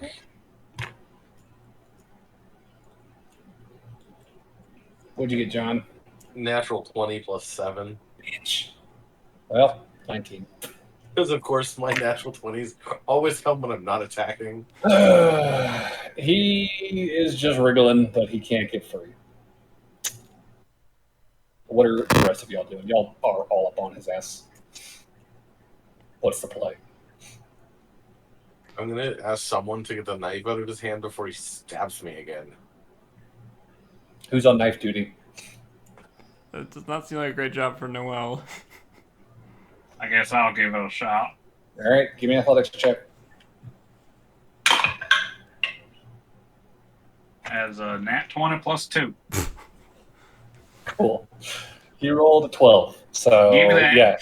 You grab his wrist and just wrench the knife out of his hand. What is everybody else doing? Are we done? Can we talk now? I feel like I'm just watching it this We'd way. really rather not knock you unconscious first. Don't make me shoot your ear off. Well, can tell him the dog will let go. Yeah, the dog will let go of your balls, too. He's Probably. definitely there's like 1 foot like trying to kick the dog off, and it's not. He can't. For goodness sakes, Lauren, have some dignity on the poor man. Squeezes harder. I think he will make one last attempt to try and break free. It's a fucking 9. He's not breaking free. I have So- to roll a 2 in order for that to happen. He's just like, you guys are making a big fucking mistake. And you can see that the man under the hat looks to be a half-orc of some kind. Smallish tusks kind of protruding out from the lower lips, grizzled chin, and these very piercing kind of golden eyes under the hat. We did. Why don't you tell us all about it? This guy was not nearly as hard as Ranzal was. Ranzal. Fuck. Looks like we found another one in over their head. Yep. Yep. Whoever keeps hiring these people doesn't seem to inform them who we are. I think if they informed, they won't do it. Yep. That's a good point. So is he seeming like he's gonna talk? He's calmed down. And he's definitely like at this point just trying to get the dog off of him. All right, she'll let go. Low blow, Lauren. Low blow. Literally. The John's dog snorts and laughs. John's It's gonna like a let go of the laughing rate. dog. John's gonna let go of the rage. Like, you shouldn't have stabbed me. You fucking jumped me from behind. What was I supposed to do? Oh, he stabbed you here, and I'm going to slap a band-aid on his cut and to cast Cure Wounds with it. Barnaby's first healing magic. Well, you're talking about magic. I'm just putting a band-aid on it. But it's glowing. It's magic.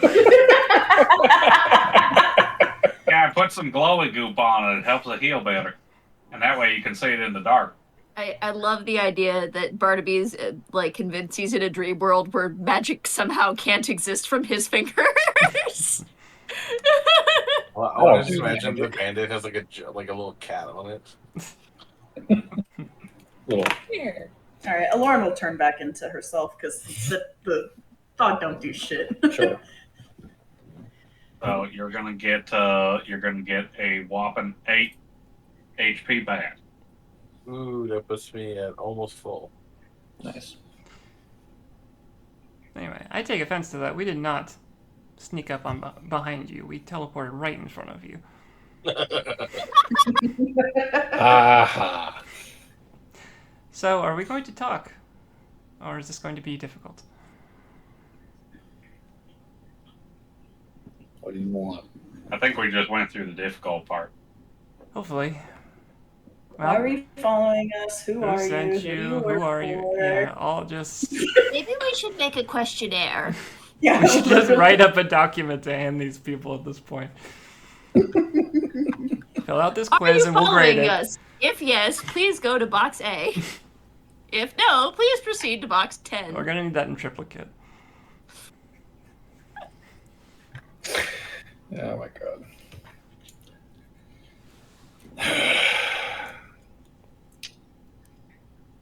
Work for a fella named Kiorian. You know who Kiorian is? You guys from around here? We do. No, please do tell. Who is this cute? Kawatsian? Kavorkian? Is he a doctor? Kiorian. Kiorian kind of runs things in this part of town. And,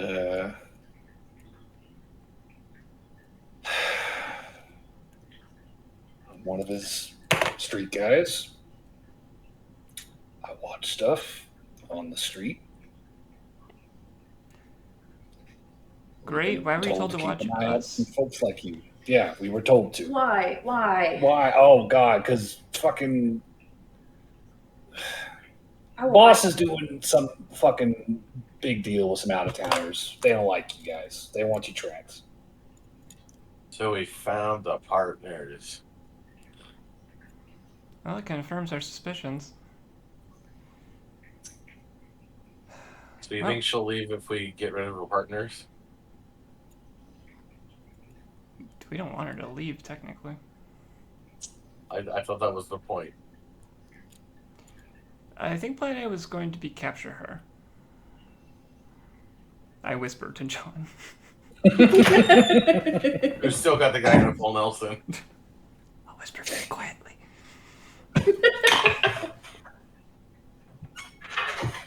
He's listening.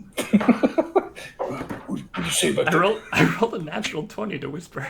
Son of a bitch. I don't know if that was a contested roll or not, but Well, it is now. I'll take it.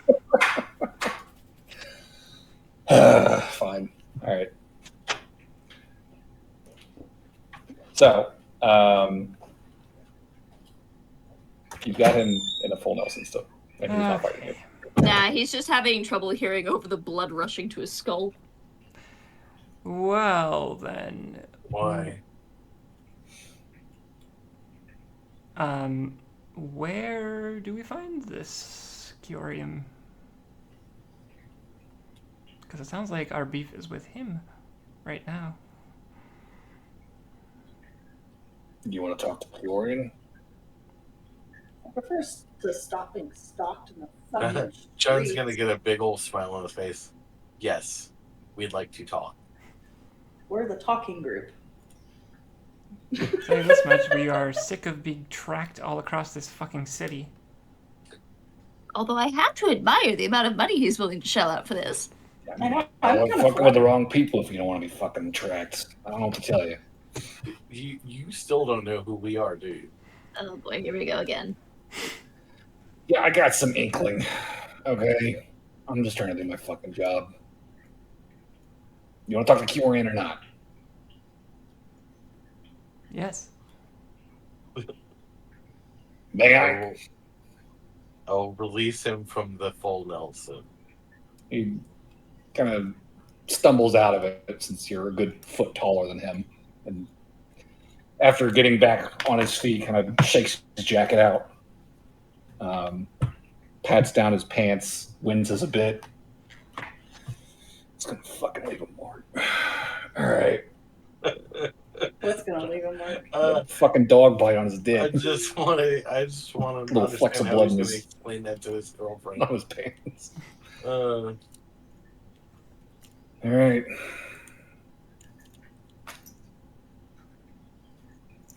How do you want to do this? Let's get this over with. First off, is anyone else tracking us right now? I'm sure there's people up there. Fuck. Lovely.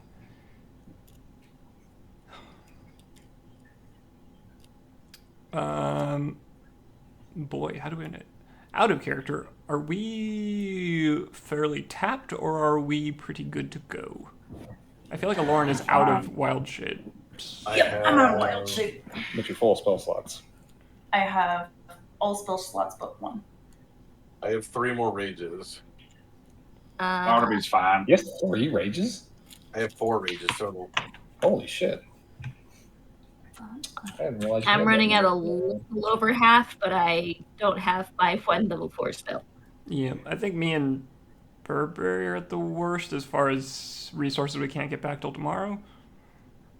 But if you guys are okay, we could try. I'm I'd pulling the always party. feel better if I have wild shape.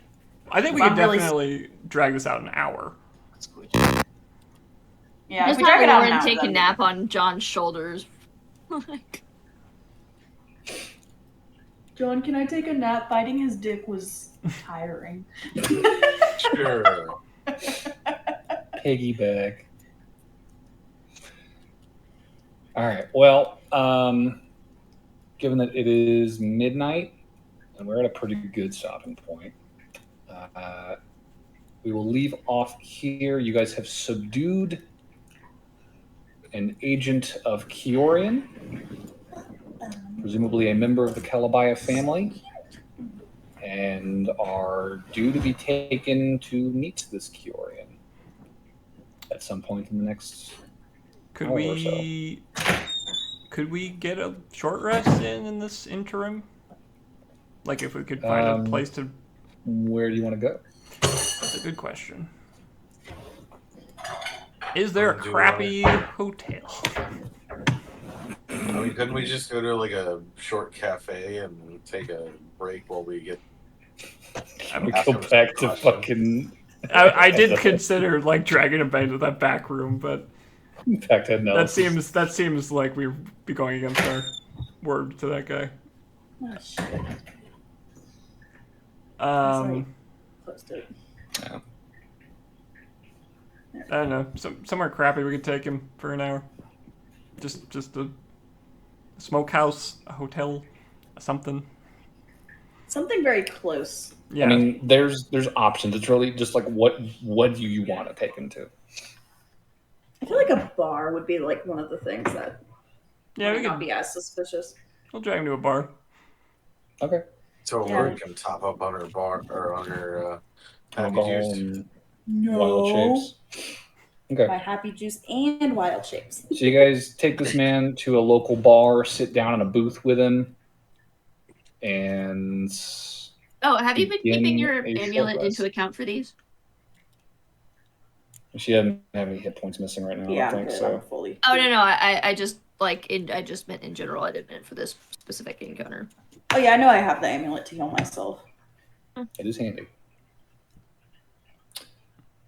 So, yeah, we'll leave off at the beginning of this short rest, and you have this agent of the Calabais in your custody. Sound good? Yep, sounds good. All right. Dog found a bone. Jesus Christ, David. Barnaby, you're drunk.